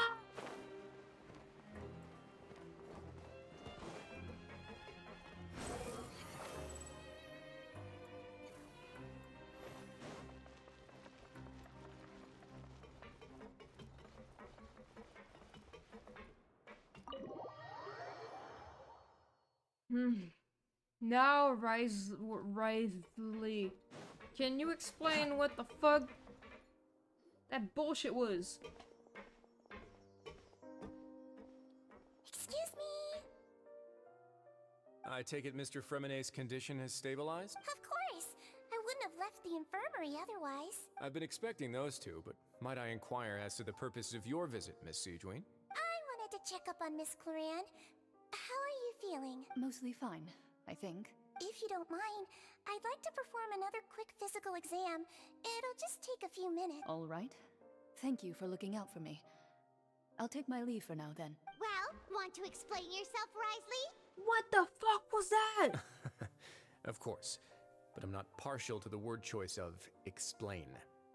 How about enlighten? Please enlighten us as much as you'd like, you son of a bitch. But where should I begin? How about you start by asking me any questions you have? You can start with whichever one you'd like to get answered the most. Then Paimon will begin. Did you know about Lenny's goals from the very beginning? No. I just knew they were Fatui operatives sent to the fortress by the Knave. As for their specific goals, I only figured those out as you made progress on your investigation. You managed to monitor and stay ahead of them even though you didn't know what they were trying to do? They came here with ulterior motives. I'm quite adept at discerning what that kind of behavior signals. Why'd you stop them? Initially, I thought their goal was just to investigate Child's disappearance. Linny suggested that I had deliberately let him escape, but in truth, I didn't really do anything special to help or hinder him while he was here. Everything he did, from finding helpers to leaving this place, he did on his own. Of course, it's inevitable that the knave would make a big deal out of her fellow Harbinger's unexplained disappearance. I'm also quite curious about where that Harbinger went. So I figured I might as well let the Fatui do their own investigative work. All I care about is the answer. So you were hoping Lenny's group would just do your work for you. You make it sound like that's a bad thing. Unfortunately, things didn't go as planned. I assume that Fremine has told you already, the ratio of primordial seawater around the fortress of Meripede is on the rise. Well, The Forbidden Zone has always been Linny's target, and you got roped into that investigation after running into him. I began to intervene out of concern for your safety, and also to prevent the fortress from becoming entangled in more irksome matters. Okay. Are the rumors true? That you're also a former criminal? How we're changing the subject so fast, like... Now, why would you put it like that? Isn't staying here all day and serving as the manager of the fortress a kind of sentence unto itself? Another form of prison? I just happen to have some support from the rest of the inmates. That's all. What did you do? Oh, right. Paimon wanted to ask, who invited Cloran down here? Me, of course.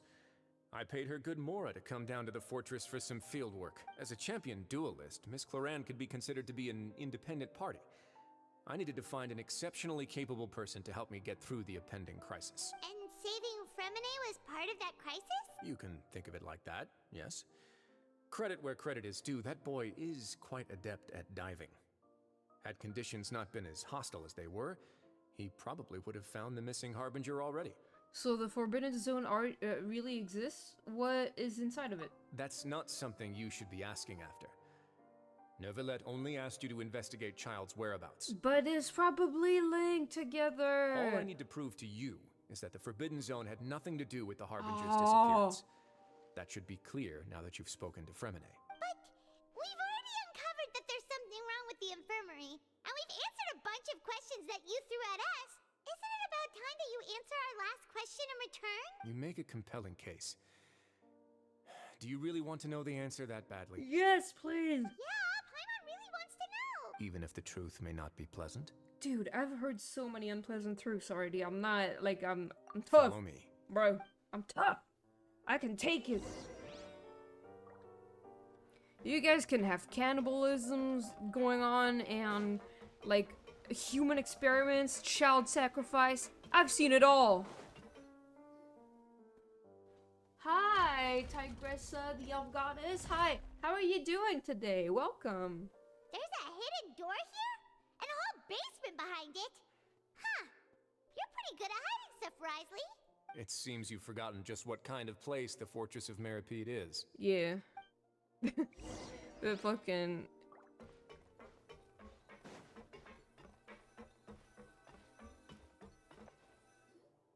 Stand on the central plate. Wait, is there a secret mechanism or... It's an elevator.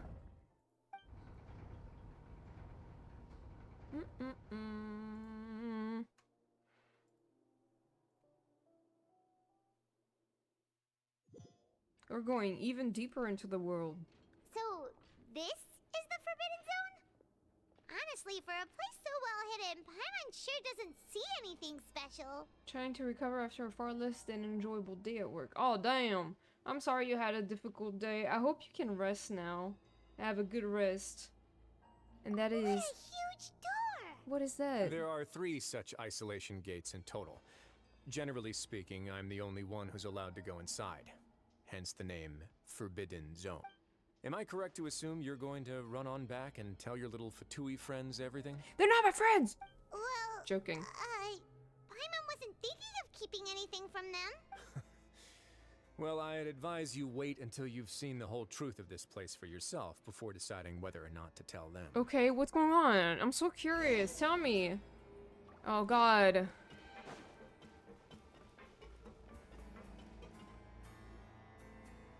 Huh. So there's a switch on the side. Stand back. It's the fucking abyss. Whoa. They all just went up one by one. What's that in the middle of the room? Go on, It's have a look. It's a portal to the fucking abyss, I'm telling you.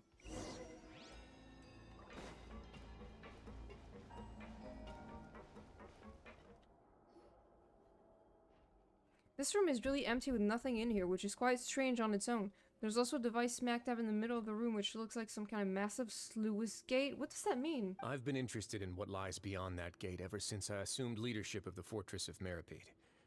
Of course, it would be unwise to recklessly open it, but it'd also be risky and negligent to simply ignore any potential danger that could be behind it. The readings on that dashboard have not budged since the day when I first laid eyes on this place. But over the past year, the needle has crept upwards from its original position. Oh, wow. Likely because some parameter it's been tracking has changed, if only infinitesimally. Normally, I would have ignored it, but I happened to have some free time when I noticed it, so I investigated. Any guesses what the reading could be tracking? It looks like water... I mean, it looks like temperature, but I'm guessing water pressure? Very reasonable guesses. I've considered both of those as well. Oh. Unfortunately, our dashboard is tracking something less ordinary. The temperature should vary with weather and climate changes, so for something that rarely shifts, the water pressure is more likely. We ran a few tests to increase the pressure from the outside, but the readings didn't change at all. So what the hell? Later on, a few more possibilities occurred to me, such as a potential connection with the primordial sea. I began to make a few preparations based on that hypothesis. Over the past few days, the needle has moved again. With that, and the symptoms that Fremine displayed after leaving the fortress, I can now confidently conclude that the readings represent the concentration of primordial seawater in the seawater nearby. The concentration of primordial seawater? But we're already under the sea! And that is precisely the problem. We're at the bottom of the sea, and now we're surrounded by toxic seawater. Somehow, primordial seawater got mixed in, and the concentration is steadily rising. Primordial seawater is continually leaking into the sea? Yes. But from where? That's for... But forget about the two of us. Not even Neuvillette knows where the primordial sea could be, much less where we could find and plug a leak. Oh. Oh! Seems like you've figured it out. I believe the primordial sea lies directly beneath this sluice gate. For some reason, the primordial seawater levels have risen significantly, and it's now very close to us. The indicators are now red. Although the gate still stands, some primordial seawater has already leaked out and mixed into the sea around us. If this continues, soon it will no longer be able to hold back the primordial sea at all. And if the primordial sea is leaking through, if this gate falls, all of Fontaine will fall with it. Yeah, you know what the legends say. If this place falls, then everyone in Fontaine will be turned into puddles in the span of a night. God, that sucks. But that's just too weird! Why would the Fortress of Meripede be built right above a sluice gate for the primordial sea? Who built this place anyway? Your expression tells me you think this might be part of a vast, complicated conspiracy. To be honest, you might find the actual answer may be exceedingly boring. It's just that the secret of the Forbidden Zone had been long forgotten by the nation before I rediscovered it with my research. There's no single founder of the Fortress of Meripede in any traditional sense. What we know about its history has been left to us by the people who used to live here. What the When hell? the previous Hydro Archon, Egeria, ruled the land, all convicted criminals from Fontaine were exiled. The people drove the criminals away like a wolf pack chasing away the banished. The criminals received no sympathy of any kind from the people. They were exiled to the desolate seaside, where they experienced only pain, struggle, and the bone-chilling cold. Wow. Some of them began to repent, and prayed to the Hydro Archon, asking if there was still anything they could do. The Hydro Archon took pity on them, and said, "You may go guard my secret, deep underneath the waves." And so, leaning on the power of the Hydro Archon, they gathered underneath the sea and began to build a fortress. They became a community down there in the deeps, and over the years helped it to grow. Wow, okay. As the number of exiles increased, more and more people joined the community. When the first group of exiles died, they left the yet unfinished fortress to their successors. The Hydro Archon continued to lend her support, allowing the fortress and what it stood for to continue growing ever larger. Before long, this dark underwater fortress became the sinner's only home. And with that, the people here stopped referring to the fortress as a prison. They saw themselves as repenting sinners who would regain their freedom once they had sufficiently redeemed themselves. But as time went on, people also realized that the fortress was a lonely place. Once they had gotten used to life here, they could no longer feel comfortable living in the overworld. Once they had finished serving their sentences, some people left and some others chose to stay. They'd find some idle position and let their withered souls fade away with the ancient secrets of the past. Bro. After many, many centuries, few people still remember the reason for the fortress's founding. Now they just see it as an integral pillar of Fontanian society, as the place where criminals deserve to be sent. Now and again, researchers manage to break one law or another and live out their days in the fortress. I learned all this from an elderly historian. Everyone else just thought he'd made it all up. But now you know every part of that history is true. Indeed. It's just as the prophecy says. If this gate fails, then everyone will be dissolved into the sea. Do you believe in prophecies? To be frank, not really. But sadly, that hasn't stopped this prophecy from proving all too accurate. Prophecies are troublesome things. Just hearing one will create the first wave of panic. Seeing signs of it will bring about the second, and actually witnessing it in real time, the third. So as the Duke of Meripede, just what do you plan to do about Let's it? go somewhere else. I want to show you something. Okay.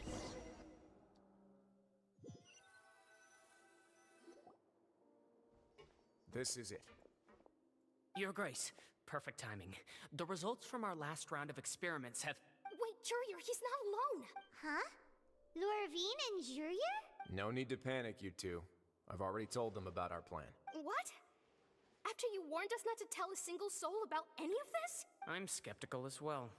Are you sure they are trustworthy? The results speak for themselves, don't they?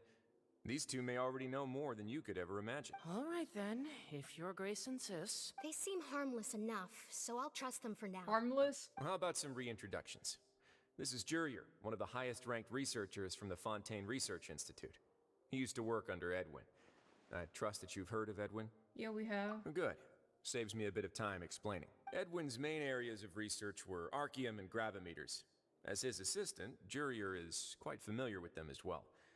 I hired him to be my technical consultant. You want to blow up the Fortress of Meripede? Ah, what a lovely idea. I'm already imagining it in my head.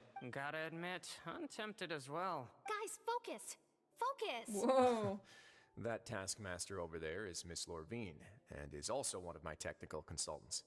While Jurier used to be Edwin's assistant, she used to be Jurier's assistant. Ooh, are they together? Who cares? Was that really necessary? See, everyone keeps asking this question.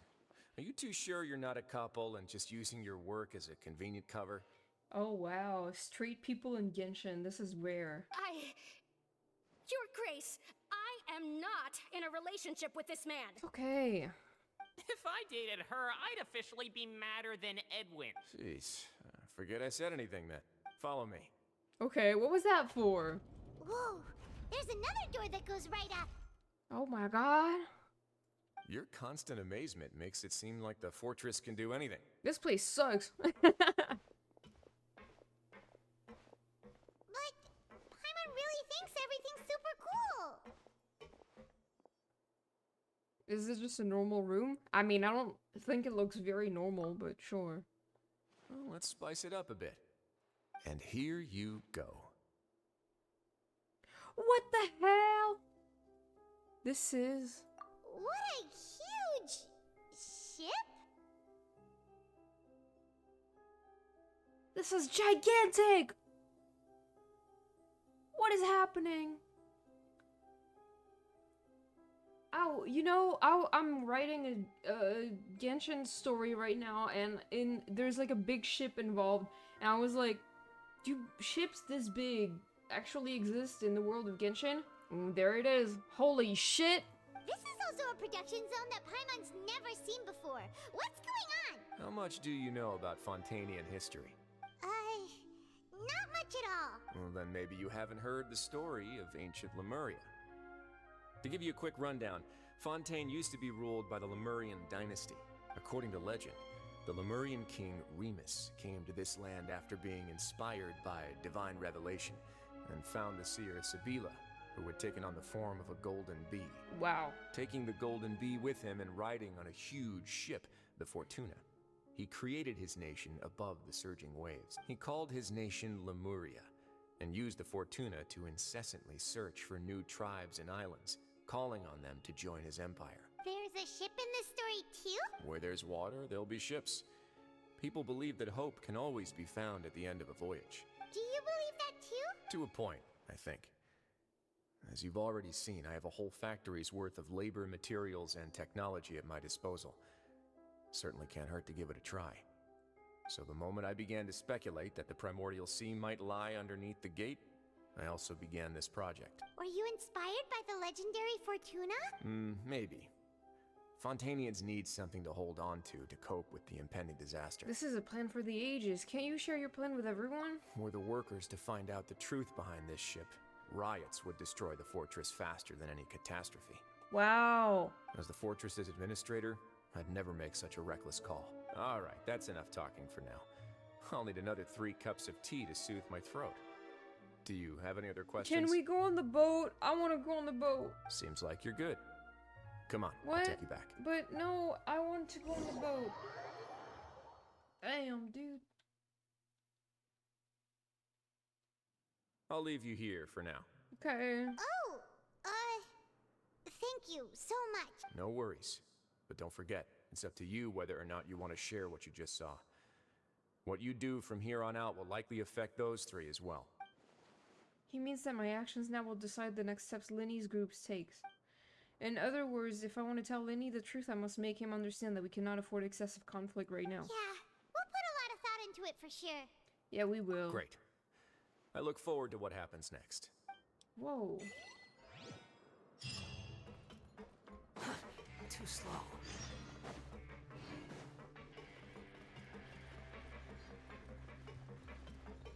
Behold! We're back! I'm like at the edge of my seat right now, dude. Welcome back. Do you want a cup of tea? Sure. How can you be so much like Risley, always drinking tea? Huh. Actually, now that you mention it, I just remembered something now. While I was sedated, I could still barely hear 2 people talking next to me. They were discussing everything, from the leaves to the water and even the teacups themselves. Must have been Risley and Sishwin. Yeah, I heard 1 male voice and 1 female, so it should have been the 2 of them. They really were just talking about brewing tea. I really can't make sense of this place. So, Traveler, Paimon, were you able to learn anything from Risley? We're all gonna die! Yeah, he explained everything. Very well. Then, would you mind checking your answers against my speculations? Lenny sounds a lot more like his old self. Feeling better now? Yeah, I took the time to rest, so I'm feeling a lot more relaxed now. Nobody else is around, and Miss Sijwin is also busy with something or other. So let's just talk here. All right, then I'll posit my theories. I asked myself 3 questions. Firstly, why was Fremine affected by the primordial seawater? It was because he dove into the sea. My theory is, the long-lost primordial sea is probably very close to the fortress of Mirapede. Ooh, he's good. He got that right on the first try. That's our Linny. Secondly, Risley's attitude changed dramatically during the course of our stay here. He ignored us completely at first, then suddenly roadblocked us. Why? I spent quite a long time thinking about this. If he has been monitoring the Fatui since the very beginning, he probably ignored us at first because he was hoping we could find Master Child for him.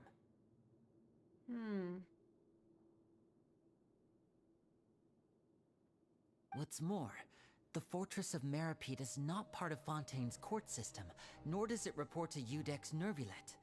Risley is basically the king of a no-man's land. As long as the fortress doesn't do anything about Master Child's disappearance, Father can use it to pressure the Fontaine authorities. And while the 2 factions are pitted against each other, Risley will be free to move between the parties of interest. Oh. If I had to guess, he probably has something that he's working on himself. It's likely related to the secret of the infirmary, but I just can't think of what it could be. Lenny's grasp on a big picture is amazing. You're super smart. Thanks so much. Then finally, there's the last question. If Risley does have a plan, what could it be? All I know for now is that his plan probably has something to do with the changing nature of the seawater. He's even gotten Cloran to help him out. That can't be the full extent of what he's doing. There's probably a secret passageway behind the block in the infirmary, and there's something big in the fortress that most people here never get to see. He has a bargaining chip, and it could be important enough for Father to deal with him directly. I don't have enough information, so I have no idea what his chip might be. But let me guess. You have the last piece of the puzzle. Yeah.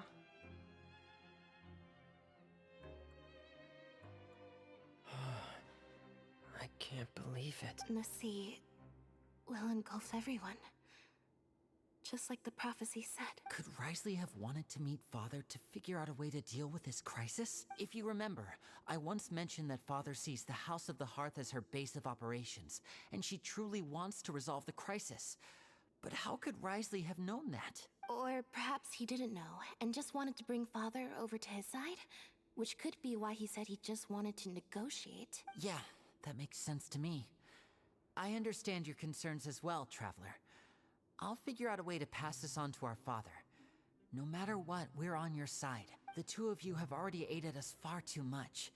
We probably wouldn't be standing here right now if not for you. If you ever need anything else going forward, please come to the House of the Hearth at any time. Though you may not share the sentiment, after all that we've gone through together, the three of us basically see you as family now. You have my gratitude. Thank you for protecting Linny when it really mattered. And thank you for sharing the secrets of the fortress with us. We didn't think you were going to do it. Why are you being so formal all of a sudden? Don't mention it. We can work together again if necessary. What was that? Paimon's hungry. Oh, you've done so much already. Go get some food. Alright, then we'll catch you guys another time. Bro. I feel like I should try to become someone more capable of helping. You're incredibly helpful. Lenny thinks so too. Yeah, you two are always telling me not to push myself, but aren't you just like that as well?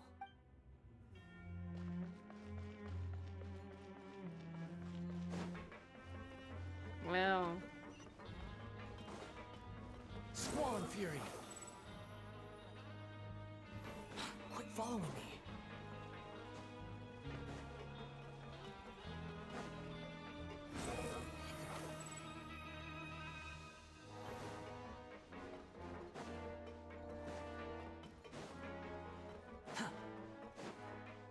Ah!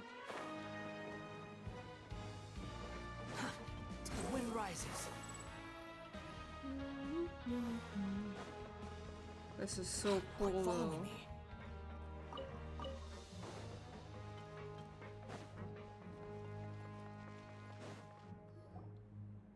Time for dinner. Welfare meals now being served in the coupon cafeteria. Come on, let's go pick up ours as well. Traveler and Paimon, over here.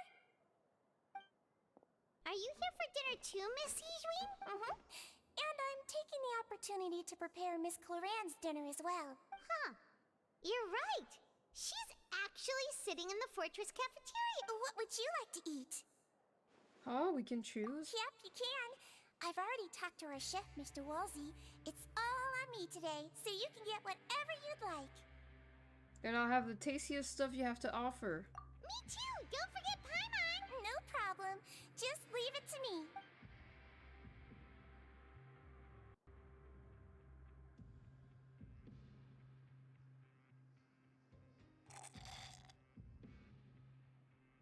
Ew. So delicious. Amazing. Paimon's so happy. Paimon wants to feast like this every day. Feeling full yet? How's the food? Delicious. Exquisite, thank you. Besides the milk, I mean everything was super delicious. I'm so glad to see you all so happy. Oh, see, the expression on your face just now? The muscle here just moved, which suggests that you're feeling quite relaxed at the moment. Sijwin, do you do this to help your patients or to better understand human beings? A bit of both, I suppose. I'm a Melazine, which means I'm very different from human beings.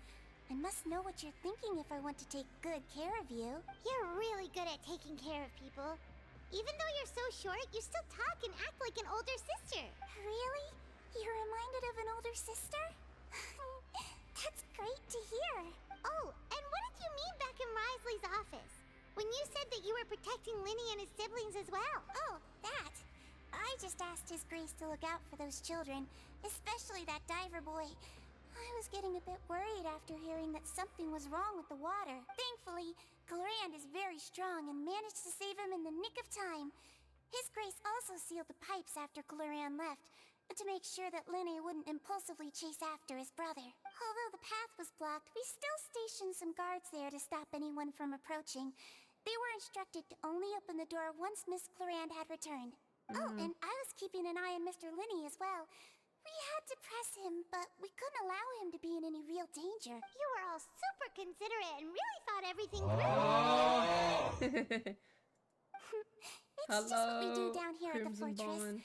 At least this has been His Grace's style for as long as he's been the leader. Oh, I really wish Monsieur Nervulette would come down here more often too. I feel like he'd like it here, with all the darkness and chaos. I don't know, man. That doesn't make sense at all. It's hard to imagine Nervulette outside of his office. Get a good night's rest, you two.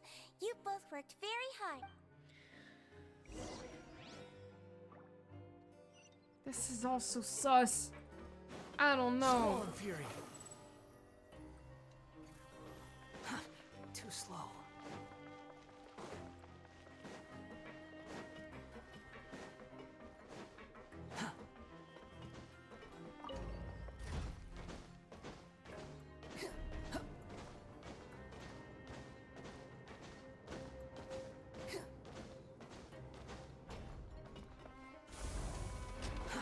Too slow.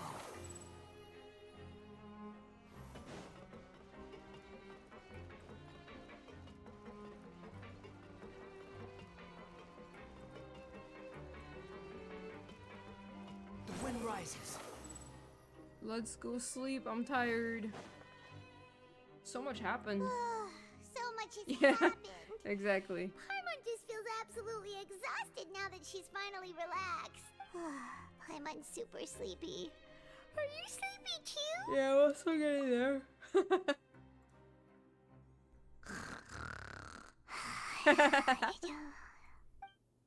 Wow, Shirley immediately fell asleep. Delicious. Paimon wants seconds for free. Good night. Out of my way! Get out of my way! What happened? Why is everyone running? No idea, but something must have happened. Stop asking! Oh, wow. Who's yelling? Paimon still wants to sleep. What's that sound? Paimon, wake up. We need to go out and see what's going on. Quit following me. Oh my god, has the thing burst or what? What's happened?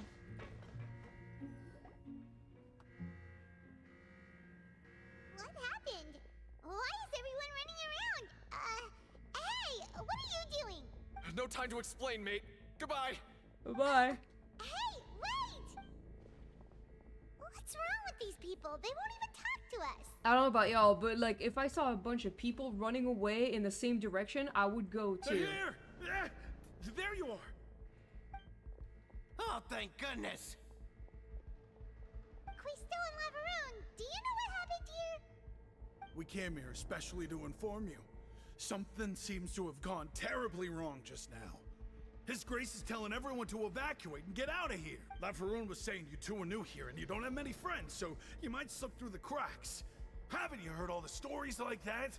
An evacuation is successfully completed. Yet you only find out once you do a head count that 1 or 2 people are missing. Wait, weren't you the one who brought that up? Why is it suddenly my idea? Hey, shut up! Okay, whatever. The point is, you should come with us. You said His Grace said to evacuate outwards? Yeah, he said to get as far away as possible, upwards and outwards. Oh god, then that means whatever happened must have happened down below. Oh no, isn't that gate at the very bottom? Oh no, it can't be that thing. I mean, it has to be. What? What? Hey, where are you go? Let's go, ma'am. The Duke, you two just go and get out. Go on without us. Oh God. Hey, hey! Be careful! I don't know, man. Being careful. Please evacuate upwards and outwards, upwards and outwards. If you're already at the topmost layer, then try to move as far outwards as possible. What the hell? I'm doing the exact opposite of what she's asking me to do. Hey,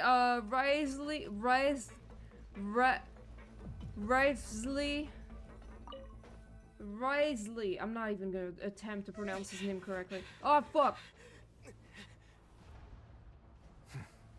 They're here. What is here? Just like I said. Oh.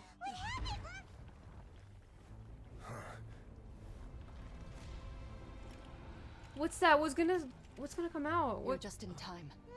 But be ready to run. Run?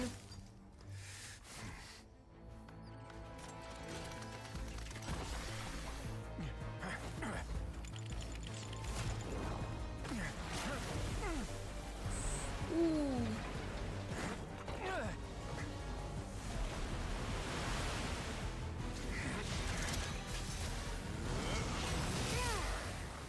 Yo.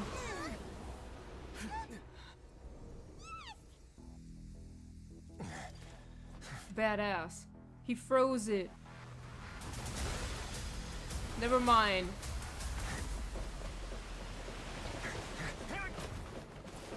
Holy shit.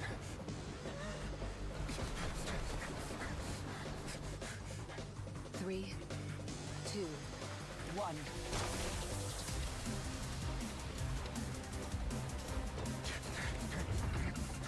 Slide! Limbo!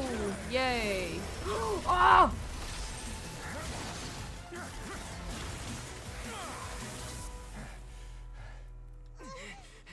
This won't hold it for long. Find Mistylotl. Tell him the defenses are about to collapse. Then what will happen to you? Until he arrives, we're the last line of defense.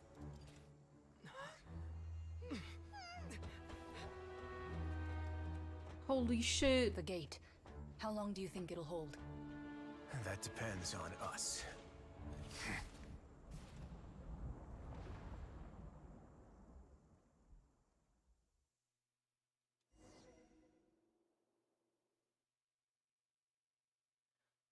This is insane. I'm scared. What?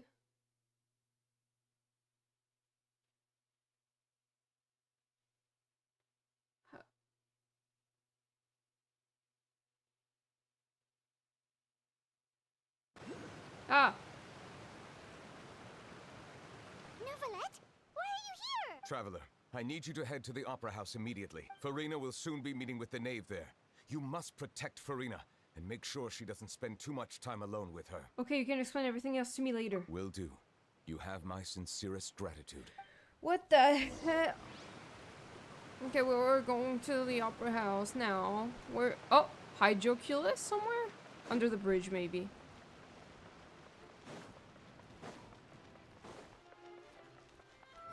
Upon the gale. Hello. Oh, the Fatui? Look, there are a ton of Fatui and Palais Mermonia people over there. The knave is probably here already. We need to hurry. Are you two the traveler in Paimon? Monsieur Mistylotl has left instructions. Please follow me. Though I'm sure he's already explained, this should be a mostly cordial conversation, unlikely to give rise to violence. But it would be most appreciated if you could protect Lady Farina to the best of your abilities. I'll do my best.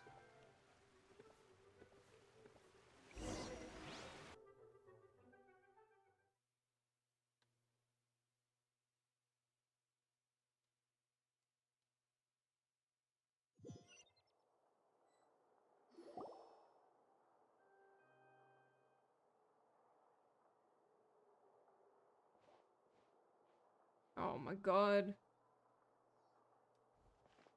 This is our first time officially meeting her. So you two are the honored guests Miss Farina mentioned. Of course, of course. How could they not attend a meeting such as this? I must always have 2 or more guests at my dessert table. Otherwise, the occasion would be too lonely and unbecoming of my station. It is my pleasure to make your acquaintance, traveler. I have heard much of your accomplishments. I am the Knave, one of the 11 Fatui Harbingers. 11. So this is the Knave, the head of the House of the Hearth, and the Linny siblings' father. Why would he say the Linny siblings? She certainly does not seem easy to deal with. Greetings. I've already prepared seats for you. Come, sit beside me. Okay. Perhaps you two are unaware of how Miss Farina and I do things. You see, we actually recently agreed to get together for tea when we had the time. See this? This is a limited type of confectionery that Miss Farina simply adores. There are only 16 slices sold every day. Here, why don't you and Paimon have a taste? She seems friendly enough, but that can't be all there is to her. The Knave is a force to be reckoned with. I should be very cautious around her. Traveler, what do you think of this cake? It's pretty good. That's good to hear. So what Child said was on the mark after all. You do share a taste in desserts with Farina and I. Wait, Child should have no reason to have said something like that. I wonder how he's doing nowadays. You must have heard, right? He's suddenly gone missing. I'm really worried about his safety, you know. Here's to hoping that he's an excellent swimmer. I have faith in his abilities. Since we're talking about him, I feel like I should add something. His martial prowess really looked certainly pretty impressive, yeah. Farina looks quite nervous. There must be some kind of bad blood between her and the Knave. Oh, so you're also familiar with his aptitude for fighting, Miss Farina. Oh, right. I almost forgot. Child was subdued by Udex Nuvillette right in front of you. Against ordinary people, my colleague would never be on the back foot. But alas, he just never imagined he'd run into such a person. I must express my admiration for Monsieur Nuvillette. I managed to find a few leads on his whereabouts. Coming from you, that's not surprising at all. But I thought you would be happier to hear the news.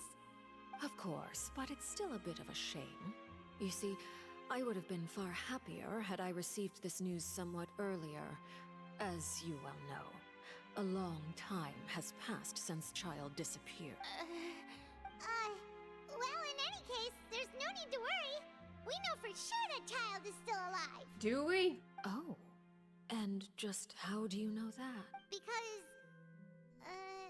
Because we found evidence that proved he left the Fortress of Mirapede. Yeah, and he went in the water, I guess. And where did he go after leaving the fortress? Well... Oh no, Paimon's statement just left us wide open. The Fortress of Mirapede lies deep beneath the waves. Unless he pranced right out of the main gate, he must have had to swim for it. Do you have any proof that he surfaced safely? No, we don't. But there was also no evidence that he's been injured or killed. Well, yeah, but it's very difficult to, like, find a dead body in the water, in, like, the sea. Ah, that is good news at least. His sister Tonya sent a letter to Fontaine not too long ago. Since he was unfortunately unavailable, I picked it up on his behalf. Do you have any idea how he usually writes back to his family? Dear Tonya, your letter made me feel like we were still enjoying our time in Snezhnaya together. I'm currently admiring the scenery on the streets in front of the Opera House. Is it something like that? She's turning up the pressure. I'm not sure if I'll be able to convince her, but I can at least try to distract her from Farina. That sounds good to me, yes. All letters tend to follow the same few formats anyway, right? As long as the contents are accurate, it doesn't matter so much how it's written or how it's worded. Hold on. The water in the teacup is shaking. I suppose this is also a sign of things to come, Miss Farina. I don't quite understand what you're trying to say. Have we entered into the next stage of the prophecy? Oh god!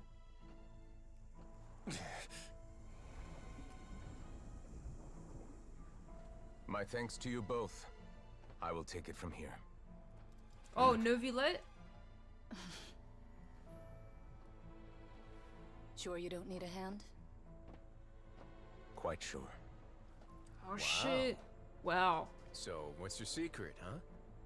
Let me guess. Nah, who knows? Maybe it's just your sense of responsibility. Sounds about right. Certainly.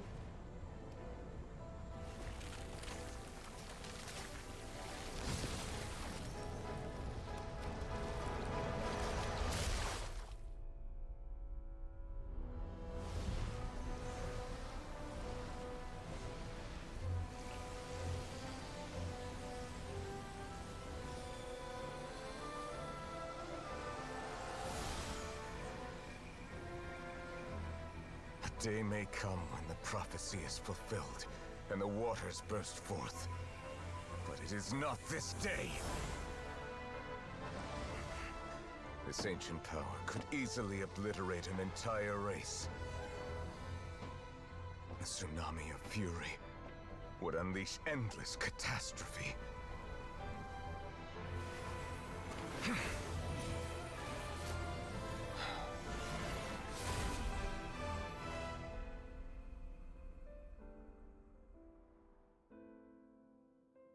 This sentence is too severe.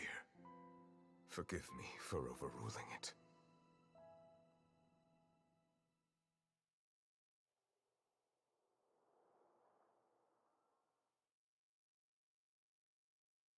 Oh wow, okay.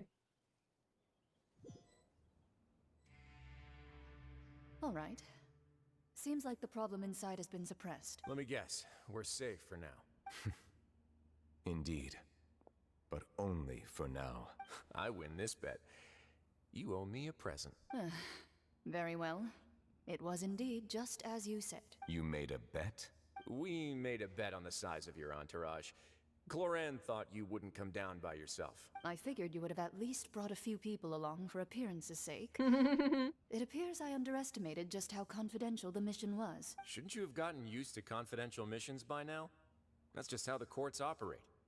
So what gift must the loser give? Tea? He already has tons of tea in his office. I'm thinking about a set of legal codices. That wouldn't happen to be a dig at my lack of legal awareness, would it? Well, I'm sure His Grace doesn't consider the fortress to be outside the law. I was under the impression the residents of a place like this would be uninterested in the legal codices. That was obviously a joke.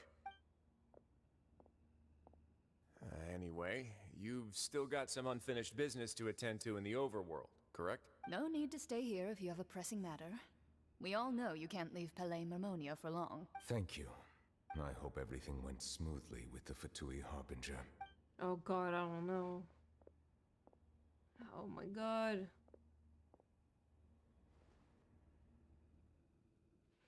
What time is it? Oh, okay. I still have some time. I must say, we've spent long enough playing house. Fuck! Miss Farina, as the Hydro Archon, I am sure you understand the exact meaning of the phenomenon we just witnessed. Or should I say, that's what I originally thought. But looking at your expression, was I wrong? And you haven't a clue? What are you trying to say?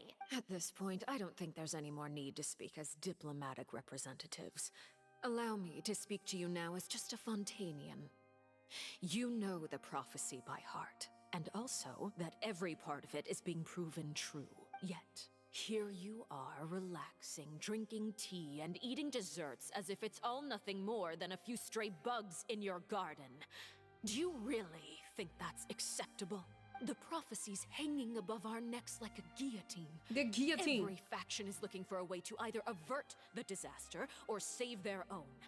Even the orphans of the House of the Hearth have devoted everything to saving their homeland. Holy shit. But you? It beggars belief just how nonchalant and carefree you have been. From the very beginning, you, the god Focalor, you have utterly failed to take action. You're wrong. I've never ignored the prophecy, nor have I just been passing the time in self-indulgence. Retract your accusation and stop doubting the wisdom of the gods with such absurd conjectures! I am not alone in my doubts, you know. All the children of Fontaine may be harboring the exact same thoughts, right? Oh, great Hydro Archon. How are you going to save them? Save us? How are the people you've sworn to protect supposed to survive in a land that will soon disappear beneath the waves? I have my ways, and I've been working on them for all this time. Even if you look down upon me, you have no right to judge me. Fontaine will be saved. Even if I still cannot see the true future right now, as long as I continue on as I am, I will be able to hold my head up high! Farina's not acting like her usual self. She's actually seriously refuting the knave's accusation. She means what she says. She's not putting up on a front. Then I ask you, Miss Farina, just what have you been working on? Where can we see it, and what is it doing to help? So was that all a lie, or can she really not tell us? She was so full of conviction and confidence just now, but now she's deflated like a popped balloon. My machinations are just like the prophecy itself. They will only reveal themselves at the fated time. It is just that beings like yourselves are unable to perceive them as of yet. I see. As a god, the proof of your labor always lies beyond prying mortal eyes. Allow me to be so bold as to ask another way. Would it be possible for you to tell us the parts of your plan that are not confidential? Such as your emergency response plan for the impending disaster? An emergency response plan? Oh, that look in your eyes. Have you not even prepared one of those? The emergency response plan is also strictly confidential. Then allow me to jog your memory. Miss Farina, what is the purpose of your Oratrice Mécanique d'Analyse Cardinal? And what do you plan to do with the massive amounts of indemnitium that has accumulated over the years? The Oratrice? It's just like it appears to be. So you also have no idea. If I'm not mistaken, someone's using it to prepare for something. But unfortunately, it would seem that someone is not you, Miss Farina. I first caught wind of this when Linny tried to investigate the Oratrice in the Opera House. You see, even just getting close to the core contaminated him with an extremely large amount of indemnitium. But even if that had nothing to do with you, then what could you possibly be working on, oh great Hydro Archon? Oh, right. I almost forgot. Udex Neuvillette is not at the tea party with us today. Miss Farina, I suppose you must have ordered him away to take care of some troublesome business. Yes, that's exactly right. Please keep it a secret for me. Of course I will. Although, I must say, Miss Farina, you seem quite insecure without the Udex by your side. Oh, very well. Let's stop that conversation here. There are still a few slices of cake left, so please, help yourselves, everyone. These aren't topics I can speak about. I don't even know what Neuvillette's task was. If I had to guess, he probably went down to deal with the surging primordial sea. But can he really deal with it all by himself?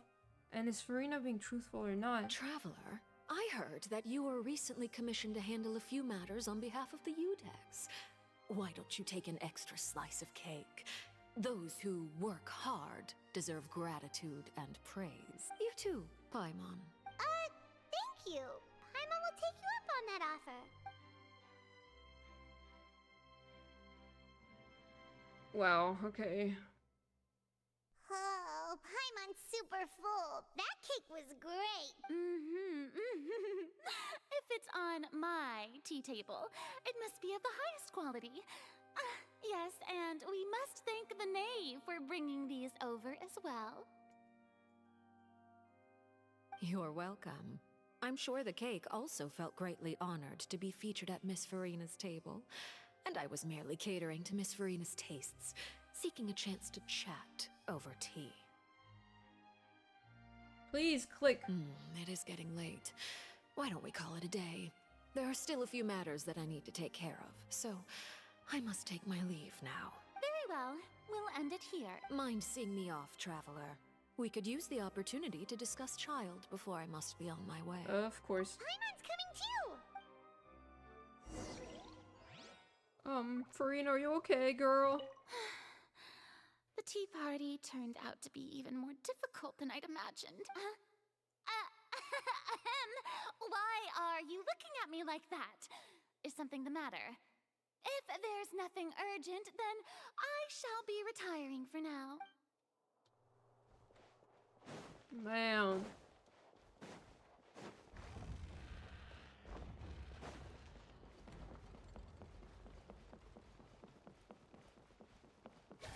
Oh, I was about to like start flying, but I guess not. I forget I can't do that with everybody.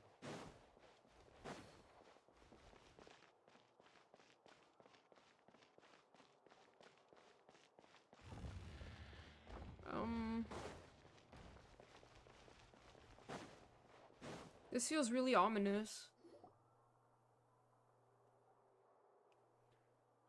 I'm glad that you were willing to come with me. Of course, Child was just an excuse. I have no interest in your dealings with him. Okay. That's what Paimon thought! What do you want to say? You lent your aid to the children of the House of the Hearth. As their father, I would like to express my gratitude. There's no need. I didn't think that's what you wanted to talk about. Was there nothing else you wanted to say? That was all. Formal topics should be discussed in formal settings, and informal topics in informal settings. I know you just returned from the fortress of Meripede. Relax. I have no intention of trying to get anything out of you. Linny, Lynette, and Fremine are still there, and I trust their judgment and abilities. They've all been working very hard and have always done all they can to fight back against anyone who tried to stop them. Especially Linny. You mean Ridesley. He's a tricky one to deal with. It's unfortunate that Linny's so eager to prove himself that he can't learn to rely on others, including me. By the way, and you can just consider this a bit of idle gossip, but what's your impression of Farina? You are outside of our disputes, and the freest person in all of Fontaine, able to move around most easily. Allow me to share my perspective with you. Okay. And that's everything that happened during the trial. Master Child was declared guilty and immediately transported to the Fortress of Meripede. Didn't he say he was coming here on vacation? Does he not feel an ounce of shame for all the trouble he has caused? Forget it. He did give us an opportunity. I will be meeting someone shortly. Do you require help with any preparations? No need. I will take care of it myself. I need to meet with Farina, the Hydro Archon. She is at the heart of Fontaine. But what's fascinating about her is that she often seems more like a celebrity than a working Archon. Oh? Come over here, you little critter, you! Oh. Damn, look at her. She's so hot. You dare to run from me? Stop right this instant! My goal is just to discover the location of the Gnosis. But I didn't expect the chance to approach Farina to be handed to me on a silver platter. This is so easy, it's actually making me a bit suspicious. Anything left unguarded is usually just bait. But no one will blame someone for taking the bait. After all, from the moment it was attached to the hook, the bait is meant to be sacrificed. It's just as I guessed in the second before I struck. The Hydronosis is not currently held by the Archon. In fact, this Archon doesn't seem like a god at all. And I sense that she's under some kind of curse. Who are you? And what are you trying to do? Please don't kill me! I'm begging you, please! The fear in her pupils is genuine, so perhaps she's not bait after all. Either way, targeting her has lost all meaning. I left the scene with ease. Nobody came looking for me, and nobody could serve as a witness to my near assassination of Focalor. I suspect even Farina dares not mention this incident to anyone. Wow. Not long after, my informants confirmed what I had guessed. After returning to her quarters, Farina quietly cried alone. Oh. She was so scared that she could not sleep that night, nor could she even bring herself to eat her cake. There's no doubt that there's something wrong with her. I began to entertain the possibility that she is not the true Hydro Archon. Perhaps Eudex Neuvillette is actually the genuine article. I have to find the Gnosis. If the Neuvillette hypothesis is correct, he is probably in possession of it. Alternatively, it might have been hidden in a place that's hard for ordinary people to access. Yes, Father. My dear children, please speak. News from the Fortress of Meripede. Master Child has gone missing. On top of that, the contacts and guards we bribed at the fortress have all gone quiet as well. Wow. Probably the handiwork of that Ridesley. I'm afraid so. This is a good opportunity. The value of a Harbinger is much higher than most would imagine. We now have an excuse to exert diplomatic pressure on the Fontaine authorities. Set up a meeting for me. I would like to meet the Hydro Archon and Eudex Neuvillette. Oh, and I have an additional mission for you three. Yes, Father. Tartaglia's disappearance was not a part of my plan, but I can use it to make a breakthrough. With this as my excuse, I can ask for an official audience and continue my investigation of Farina and Eudex Neuvillette. The initiative belongs to the House of the Hearth. My wish to investigate the Fortress of Meripede will be a front. Linny and his group will be responsible for the actual intelligence gathering. Let's see. Oh my god. Ah! You should know the rest. Linny's group is quite close to you, so they wouldn't have hidden anything from you. You attacked the Hydro Archon? It wouldn't mean anything, even if you shouted it from the rooftops. After all, even Farina herself is still pretending that nothing of that sort ever happened. Alright then. I've now had 2 chances to enjoy tea with Farina. I have to say, the leadership of Fontaine is even more inscrutable than I had imagined. I once surmised that Eudex Neuvillette must be the Hydro Archon, but now, that doesn't seem right to me either. How'd you come to that conclusion? I am a servant of Her Majesty the Tsaritsa. Over my years of service, I've learned how a real Archon conducts and carries themselves. Whether Eudex Neuvillette or Farina, neither fits the bill. It's hard to imagine either of them as the Archon. Of course, that is all just how I feel. Gut feelings often do not require justification.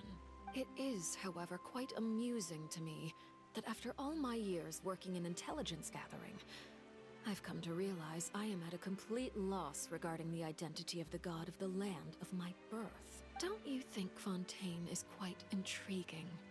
A catastrophe looms, yet many secrets have yet to rise to the surface. It looks like Fontainians will have no choice but to save themselves. Ultimately, though, one must survive in order to do anything else. Should the need arise, I would be happy to cooperate with you. You don't need to commit to anything right now, of course. I have a feeling that the situation will continue to evolve, and as your name is often connected with noble deeds, I'm sure we will work together someday. Wow, okay. Neuvillette? He certainly returned quickly. You must want to catch up with each other, so I'll leave you to him.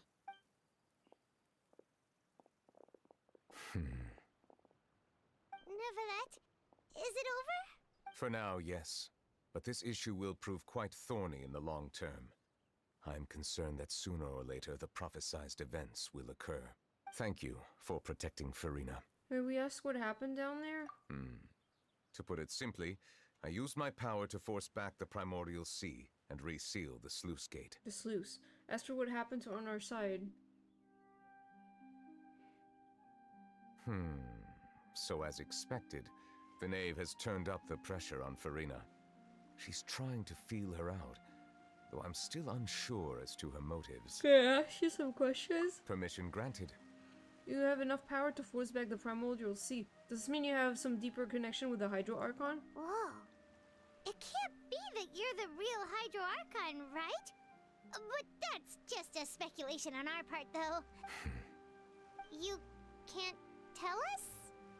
Then that's okay. We can talk about something else. We won't try to force you. You guys in Fontaine are super strange. If by the phrase, you guys, you are referring to Farina and I, then although I'm not sure just what you are trying to imply, I must clarify that I do not share her positions on a multitude of topics. What did you sense in the fortress of Meripede? Did you manage to protect those that needed to be defended? I believe so. The fortress has a long and complex history. It has seen much grief and suffering. And now, another catastrophe will soon be upon us. I mourn this turn of events. Huh? Why is it raining all of a sudden? Aw, the clear sky suddenly filled with dark clouds. The rain became heavier, light rain soon growing to a downpour. He is not beating the Hydro Dragon allegations. And just moments before, Mistylotl had just mentioned his sense of grief. Thinking back to that legend, what Fremine said, it said that a dragon of water once resided in Fontaine. Every time it weeps, the skies will cloud up and pour out rain. Wait, Mistylotl, you can't be... You may be closer to the truth than you think. Damn! And what are you thinking? He's the dragon sovereign of water. The dragon of... what? I didn't think they would reveal it right now. Huh? I mean, we knew, like, it was obvious, but still. Please do not be so surprised. Farina?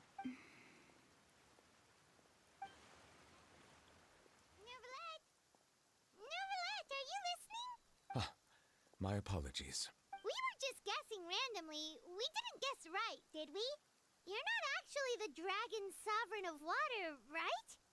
Well, if you don't want to confirm or deny... You guessed correctly.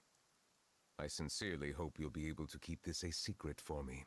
Right, of course. We'll definitely help you keep it a secret. Yeah, with Paimon, I don't think so. There's still something Paimon wants to ask you, though. Please, go ahead. Well, if you are the dragon sovereign of water, and you were able to force back the primordial sea from the fortress, then since Fontaine's prophecy is all about seawater, couldn't you just use your power to solve the crisis? It's not that easy! None of the currently living dragon sovereigns in the world, myself included, possess our full dragonhood. Oh. They say that when the first usurper arrived on Tivat, they seized a part of the dragon's power. Today, that stolen power is the basis of the Archon's authorities. There are 7 elemental archons and 7 matching dragon sovereigns. The dragon sovereign of water who lived through that era perished a long time ago. As their successor, I know far less of that part of our ancient history. In any case, I believe I will not be able to do much unless the Archon disappears and returns their elemental authority to me. Given the status quo, however, I would recommend finding another way to deal with the prophecy. Oh, so even you can't solve it. I still have some urgent matters to attend to at my office. If you have any more questions regarding ancient history, you are welcome to discuss them with me at a later time. Please go right ahead. There's a place that Paimon wants to go too. Traveler, why don't we pay another visit to the Fortress of Meripede? Paimon is a little worried. Sure. See you later, another Nebula. time. See you later, dragon. Hydro dragon of water. Oh my god, there's...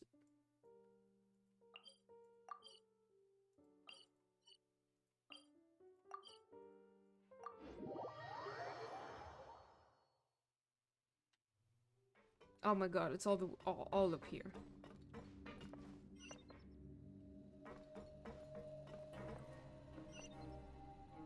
Well, in what administrative area?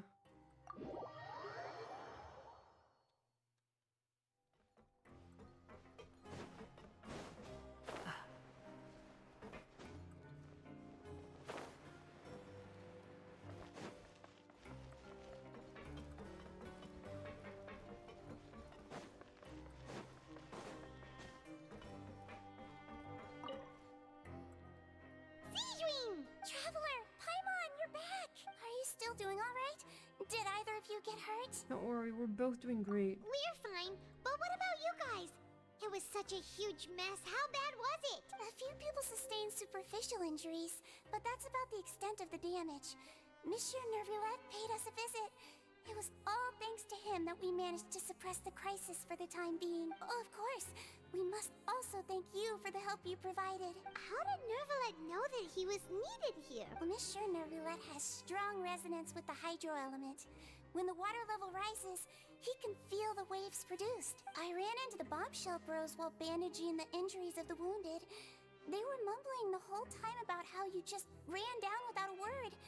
I'm so relieved to see that you're both alright. If you're not too pressed for time, please stay with us a few more days. Oh, I've been in prison this whole time. You wanted me to stay. Just let me know if you get a You want me craving to for any stay? particular dish, so I can have Mr. Walsey get your meals prepared.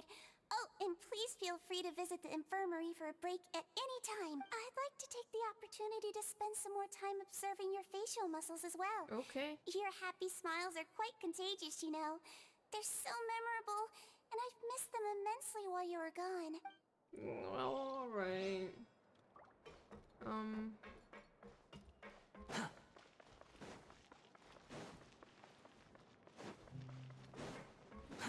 Squall and Fury.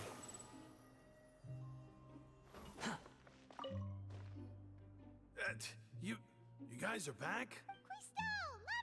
You guys didn't get caught and thrown back down here, right? Huh? No, not at all. Ah, and here I thought you'd managed to escape from jail during all the commotion. I'd held you up as legendary jailbreakers, but now you're telling me you just never left? We're sorry, but we just had some business to take care of. All right. There's no need to get caught up in the details. We're just relieved to see you. He was super worried about you, you know. Hey, it wasn't just me. Weren't you super worried as well? Something like that, yeah. I was also transferred to work in the kitchen a few days ago. I can still hear Quisto mumbling to the carrots. Are those two all right? Do you think they made it out alive? Whenever he'd say that, I'd tell him I'm sure they're fine. Wherever they are, they're kicking back with drinks in hand, enjoying the lovely scenery. Hey, there's nothing wrong with worried about your prison pals. Is there? I mean, considering how they always love listening to all my gossip. These two. They sure are a lot warmer and friendlier than when Paimon first met them. I'm sure the welfare meals must have just skyrocketed in quality recently. Your meals will bring all the prisoners to the cafeteria. Oh, well, if you say so. I'll be watching you to make sure you finish every last bite. Damn. Shit's gonna get serious in Act 5 because I'm talking to everybody like fucking... Too slow. Like it's the end, you know, but we still have one act to go. And shit's gonna get real serious. Oh wait, he's below? Quit following me.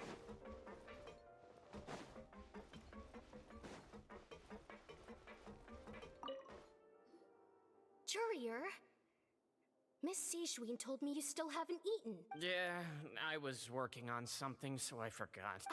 That's no excuse for... Huh?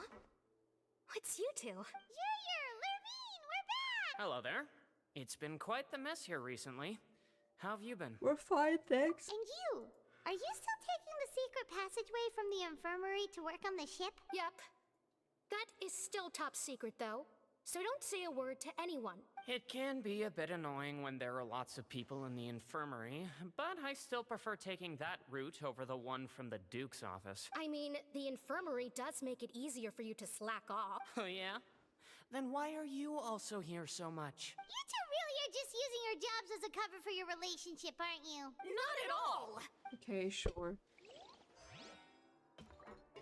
Be heterosexuals. Oh my god, this looks so cool! I wanna go there!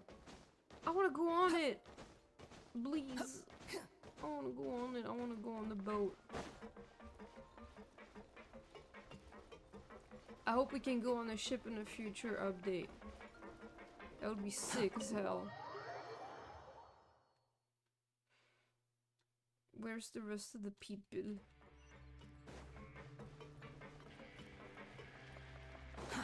Too slow. Behold! A upon the gale. Quit following me. Quit following me. And we still don't know what happened to Child, so... Well... The wind rises. He died.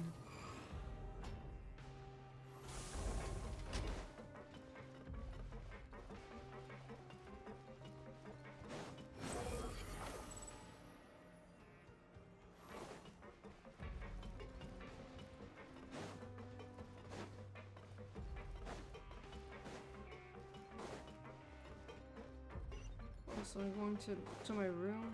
Or what? No, is this... Oh, it's the infirmary. Guys! Hi! Now guess, what suit will this next card be? Oh. A bare teeth cat? Well, well, look who it is. Hi. Traveler, Paimon. Hello, everyone. Looks like you're recovering nicely from an A. Mm-hmm. Thanks to everyone's support. Oh, right.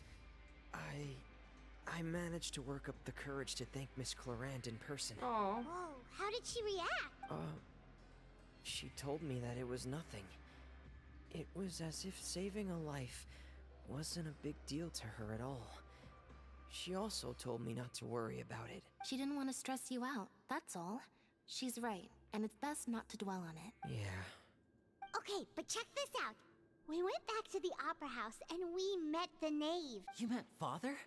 Did she say anything to you? Oh, she said a lot. She said a few things that were, a bit hard to understand. And also that she's looking forward to working with us in the future. It was a little surprising. Her attitude towards you is even better than what we'd imagined. That's fantastic. You should believe her. She has her own way of doing things, and she'll do everything in her power to help those she considers close, which now might also include you. Mm-hmm. Father is very capable, and also trustworthy. Oh, Paimon just remembered that she thought Linny was a bit too proud as well. She said that you should learn how to rely on others sometimes. Well, thanks. You should have said that in private. Got it. That does sound like something that Father would say. Hey! Are you going to stay here for the next few days? Looks like it, yeah. Excellent. I will host a tea party. For real? Then Paimon wants another serving of cake. Another implies that you were already served some delicious cake while you were up there. How lovely. Well, next time, you're going to have tea and snacks with us. What? But next time, everything's gonna explode. We should start preparing that tea party. Oh, that's a great idea. I'm all for it. I'll help you set it up. Too slow. Talk to Risley. Risley.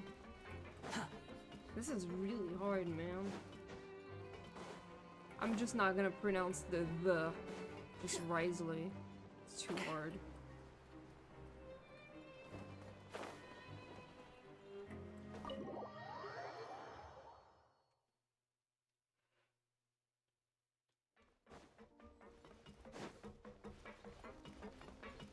Hi.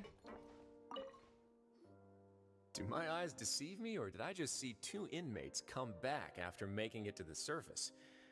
Some strange winds blowing of late. We wanted to see how the fortress is doing. Is everything still alright? We're fine, for the most part. Neuvillette came down and took care of the worst of it. If that's the case, why don't you just ask him to stay here? Oh, yeah, what a brilliant plan. Let's go convince the Udex himself to exchange the Courts of Fontaine for a puddle of water in the middle of nowhere. I don't think that's going to work. He came here in a hurry and left without even stopping for a cup of tea. He did remember to take Miss Sigewinne's gift with him, though. He sure sounds super busy. Miss Clorand has left as well. She also took her gift from Miss Sigewinne. Were the gifts milkshakes? Neuvillette got the milkshake.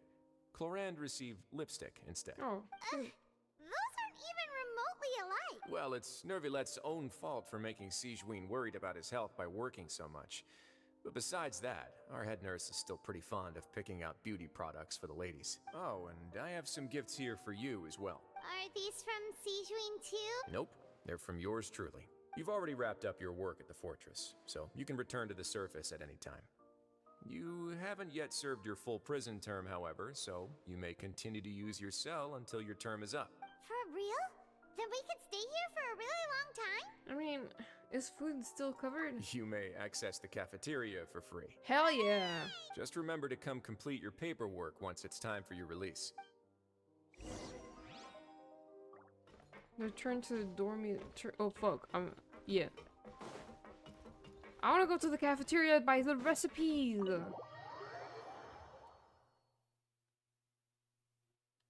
Right now.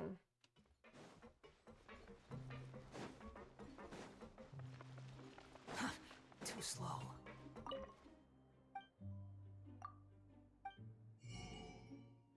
He's not for free!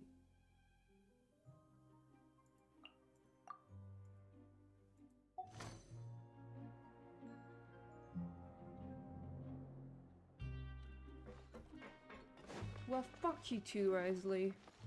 You lied to me.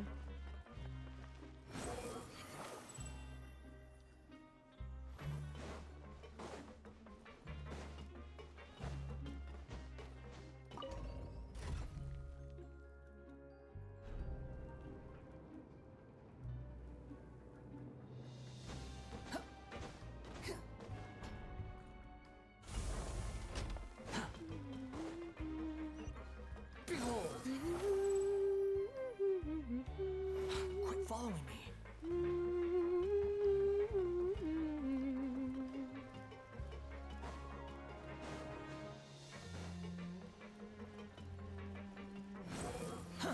Let's go to bed. We're back in our cell again. We're no longer prisoners though, so it really doesn't feel the same. Oh, is it less fun now?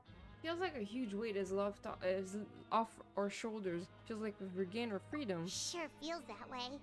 But the truth is, we never did anything bad to begin with, so I'm not sure why we put so much pressure on ourselves.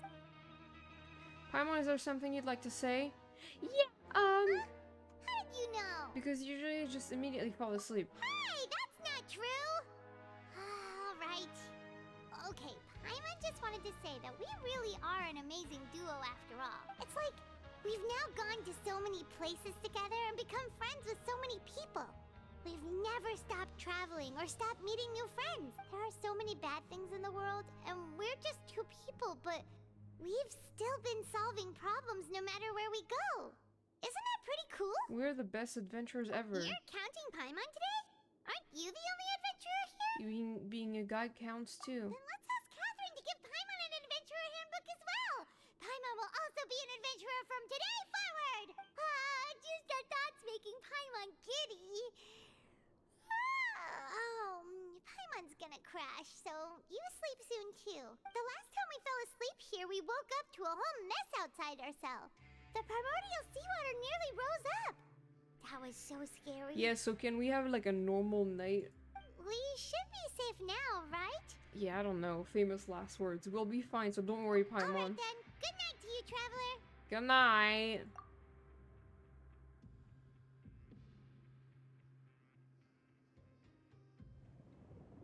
Oh god, I knew it. We're not fine. Oh. There's another vision.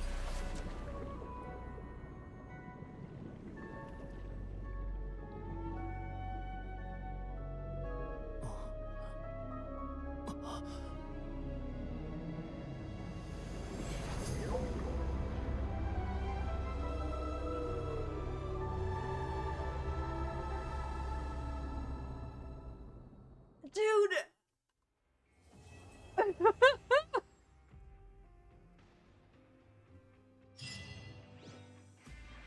Ah, that was so badass! Right at the end, fuck, dude. Oh my god, what's happening? And they're just leaving us hanging like that? Great. I mean... Oh god, and we have to wait like another 6 weeks now for the rest of it. That's crazy. Wow, what is all this? Why do I have Primo gems? For your continued support of... Wow, oh, is it because of the 3-year anniversary? Oh, octopus. Octobaby. Wow, okay.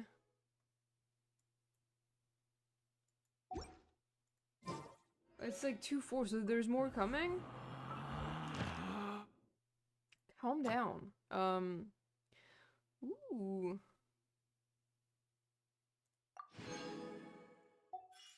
Oh, I don't even have to do... Oh, I don't even have to do my dailies now. Dude, this is great. Relax. Oh. Nice. I mean, I knew this was like a new system, but this is really cool because then you don't have to do the same fucking dailies over and over again every day. I'm not gonna be able to stay for much longer, because it's like late and I have to work tomorrow. Hey man, this is fucking insane.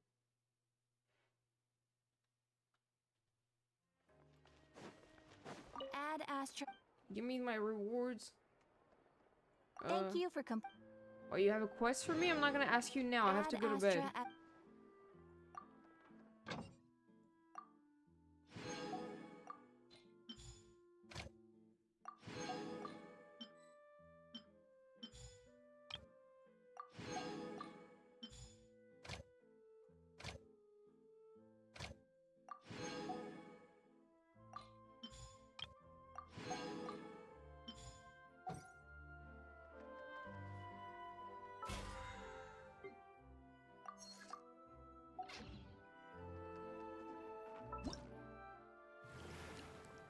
Oh, there's stuff to harvest. I don't have time for that right now. Oh, shit, dude. There's no such thing as... I haven't done the test run. Oh my god, I have so many primos right now.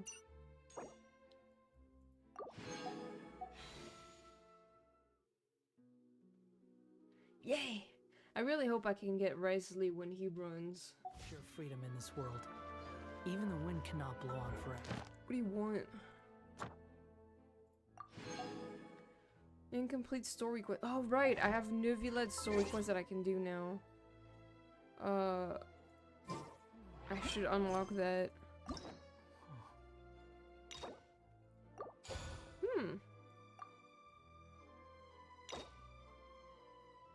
Cool.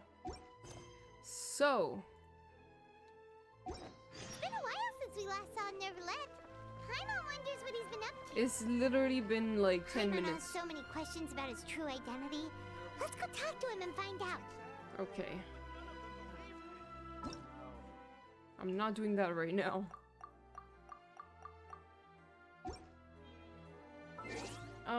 Holy shit, that was really intense. That was so good though. God damn. Let me give me just a second. Wow. I mean, that was crazy. That cutscene at the end, dude. I'm excited to find out what this is all about because the whale, damn. I'm gonna go now because it is super late. I mean, it's like midnight, but I have to sleep because work tomorrow. Let me just see. I'm looking at who I can rate today.